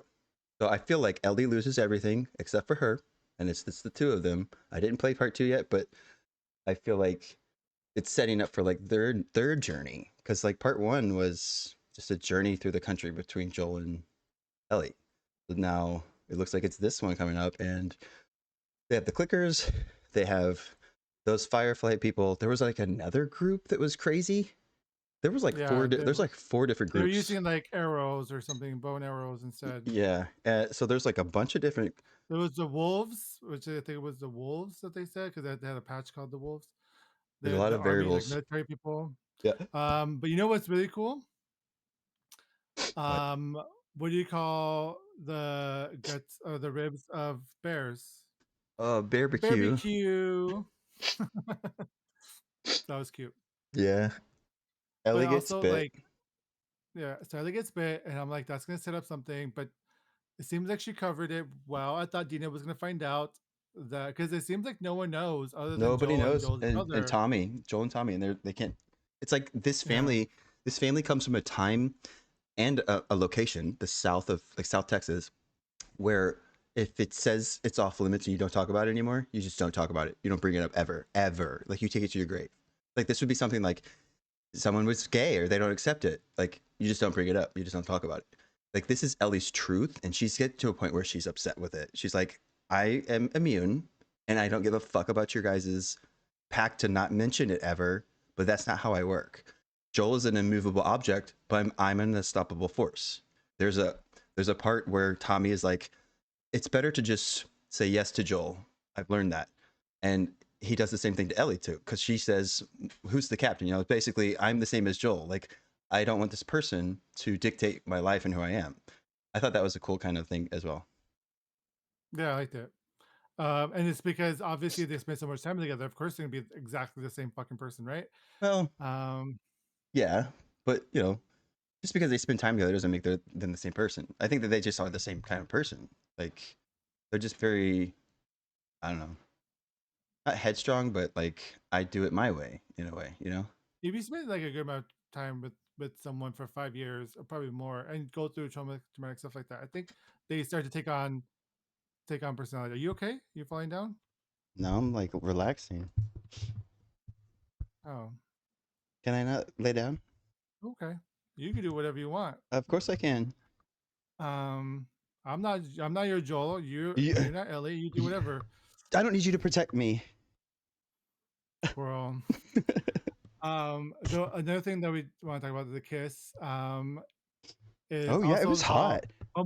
Homophobia though as Dude, well. yeah, it was wild. But it was like a hot kiss, wasn't it? It was. It definitely was. It was definitely like a good actor kiss. But yeah, some guy goes, "This is a family event," and he goes, "You're in a church," and it makes Dana or Dina. Okay. Dina. But the thing I want to talk about is like how like the interruptions of the kiss, and then the interruption of the homophobe with Joel. Boom. Like those interruptions. Yeah, but like what happened was, like, what's her name? Dinah? I'll get it, I promise. Sure. I'll get it, dude. I'll get it. Sure. Anyways, she goes, "I'm sorry," and then she looks at him because he's still staring at her in disgust. The guy's like staring at her, and she goes, "I'm sorry," like fuck off in a way. Like she didn't say fuck off, but she was like in a nice way. She was like, "I'm sorry," and then they walk away, and he says something, like he mumbles something, and Ellie turns around and she goes, "What the fuck did you just say?" And like she gets closer. And that's when the guy, I don't even know what the guy did. I think he just got in her bubble area, and Joel like, oh no, he called them the D word. I don't want to say it. Oh, okay. Okay. Yeah, but like Ellie turns around. As soon as he said the derogatory term, that's when Joel pushed him down. Are you sure? Yes. What when I'm surprised you missed that what made her turn around and say, "What did you say?" because he called that guy Seth is his name because I watched the making of it. Um, he called them the D word, Right. what So we she, call lesbians, which makes her turn around and say, "What the fuck did you say?" Walk and then closer, boom, and that's when Joel hits Joel, because right? she's getting too close. He's getting too close for physical, like, what's the word? Alteration. So like, Sure. she's fine. She's holding up herself. She's fine. She just gets pissed and is like, What'd you call me?" But Joel's so overprotective. It almost looked like he was waiting off screen, like just to Yeah. football tackle this guy. It was Mhm. hilarious in a way because it was like, how long was he just standing there waiting to like hurt this person and be super overprotective? But also, like, she was like Ellie was gonna try to like stick up for her new girl, Yeah, and yeah. like Joel Ruined the stopped that moment. from her. Ruined the moment. Body Like tackled his not like daughter. we see the dynamic of Ellie fighting, physically fighting in the beginning of the episode, right? Like taking a beating, taking this big guy twice, maybe That triple guy her was super size hot too, by the down. way. Don't you He think that was was? very He was super, so yes, hot. fucking sexy, He so was hot. so hot, dude. I'm like, really? Is that how they built in the Like apocalypse? his Like, hair was geez. hot. He was like 6'3". But so we see her able to take herself, like protect herself and stuff. And then Yeah. when it comes to like this one person who's just calling her slurs, and she's ready to like stand up and go against him, and then boom, that opportunity of her to prove to herself and others that she's a badass was taken away from her from Joel because he's overly protective. Um, Yeah, but yes. at the same time though, he mentions that she's like a daughter, but this is Joel's why he needs therapy because his daughter is dead. He needs to accept that. These girls, these people who are younger than him, they might be treated like sons or daughters, but no matter what, his daughter is dead. That's a traumatic thing that he has to understand. And I know he's like, I don't know if he's really come to terms with that in a way. Do you know what I mean? Like Well, look at he's filled the void with Ellie in a way, and it's right, unhealthy. and I think because of what happened in season one, especially the ending, right?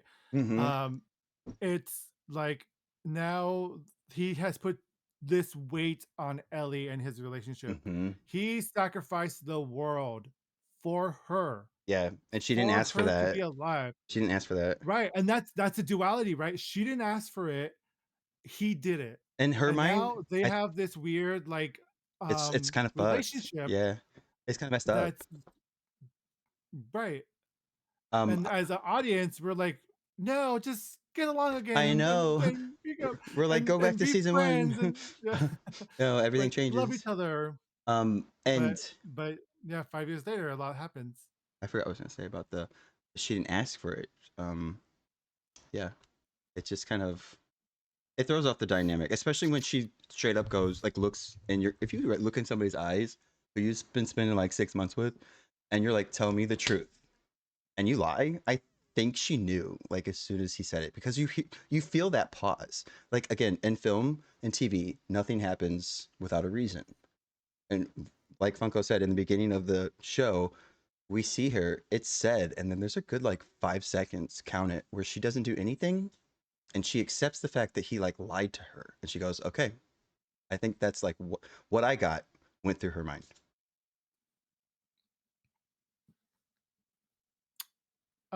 Is there any final closing thoughts? Um, What do you rate this episode? I'd say it's like an 8 out of 10. I liked it. Anything above a 7 is good. Even 6s are good. It's got to be really, really good to get a 10 for me. I'm a Yeah, critic. I give it like an 8 out of 10 as well. That was a very strong choice. They did a good job setting up a season, right? They introduced a new bad with It's the just like stalker, four new bads. Yeah. Oh yeah, yeah, yeah. but with the evolution of the infected, they introduced a new big bad for that, which is scary. That they're learning, evolving. That's great. They introduced new characters, and I Mm-hmm. fucking love Dina. I Mm-hmm. when their dynamic between them two when they were on patrol was so Mm-hmm. fucking cute and Yeah. funny. And I like, and the funny thing is like she broke up with that guy, and when they were at the dance, Ellie told that guy, "Oh, you'll be back together in 2 weeks," and he's like, "Nope, I don't think so." Mhm. I think it's because obviously she came out to him, Mhm. right? I understood. Yeah, I got that Um, feeling. Yep, she did. She so definitely. that's what I think, that she came out to her ex boyfriend, and now Ellie has now they will have that relationship. The thing is, like, I mean, if you watch The Walking Dead, and this gives me like the vibes in that sense of when Glenn and Maggie got together, and how Mm. Glenn was so pissed off because he did not care if he died or lived in the whatever. He just, lowered his head, did what he needed to do to survive. But now that he fell in love with Maggie, he was pissed because now he was scared, and he Mm. was never scared before. And I feel like this is a new thing that they can tackle in this season, They is will, yeah. love, especially like coming to Ro- uh, terms with sexuality, romantic. as Yeah. Ellie will have to do that whole societal thing. It's so silly that even in the um this apocalypse or Apocalyptic. whatever, people are still like being homophobic. Yeah. Like, come on, people. Hmm. um Like but like feed that them to the dynamic, I feel like clickers. interesting. Yeah, Feed yeah, them to the exactly. clickers. um and just like the whole dynamic of Joel with the guilt that he has Yeah. for what he did 5 years ago is going to catch up to him, and Hmm. that is in the form of Abby. So stay tuned for that. Oh my god. Oh, right. Abby, that character. And she's crazy. Like Yeah, she's a super cute girl, but she's vicious. Like, yeah. yeah. So that's going to do it for us here. Do you have anything you want to add? Thanks for listening to our first podcast, and yeah, we are gonna try to do this bi-weekly if we can, and have guests. So if you want to appear a special guest on the show, let us know. We've got a Sign Google up. Doc out there. Yeah. Funko created this Google Doc. It's pretty awesome. Um, yeah, basically, you will bring a topic. I'll bring a topic. Funko will bring a topic. And We talked about a bunch of topics today just because we wanted to have stuff to talk about with just the two of us, and I think it went well. we did. We did. So And we have thank you everyone so much for joining us as well, listening. Thank you, Tyler, yeah, for being here and joining in on the podcast. We are looking for guests to join us. It'll be a roundtable discussion like Tyler mentioned, and we will be on the lookout for next time. we definitely bring the opinions and we bring like the passion. So whatever it's anything nerd, television, gaming, movies, technology. Just if you're passionate about it, bring it. We'll like to talk about it. Um, and I think we should rate out. I have someone in mind. If Okay. Or do you have someone in mind? I was thinking That's- Surreal. eh, Surreal's on right now. Yeah, surreal. And I am sleepy. I'm gonna lie. We stayed up till like 4 a.m. trying to get this perfect for y'all. I hope you liked it. Hopefully. Okay, until next time. Thank you, Tyler. Thank you, Thank everyone. you. Bye. Bye.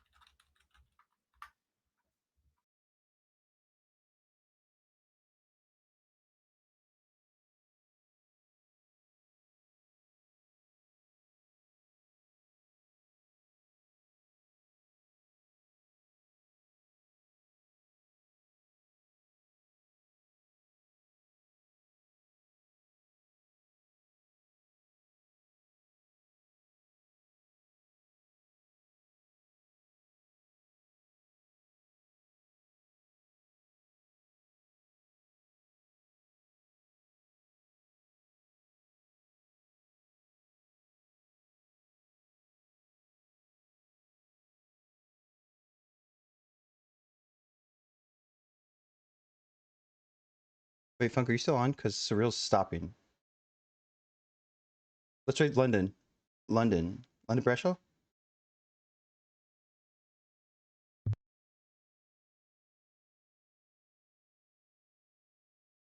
Because they stay up late streaming.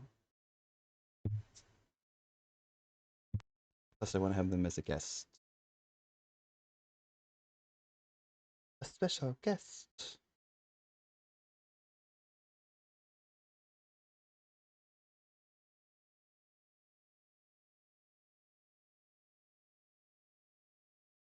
I'm so sleepy.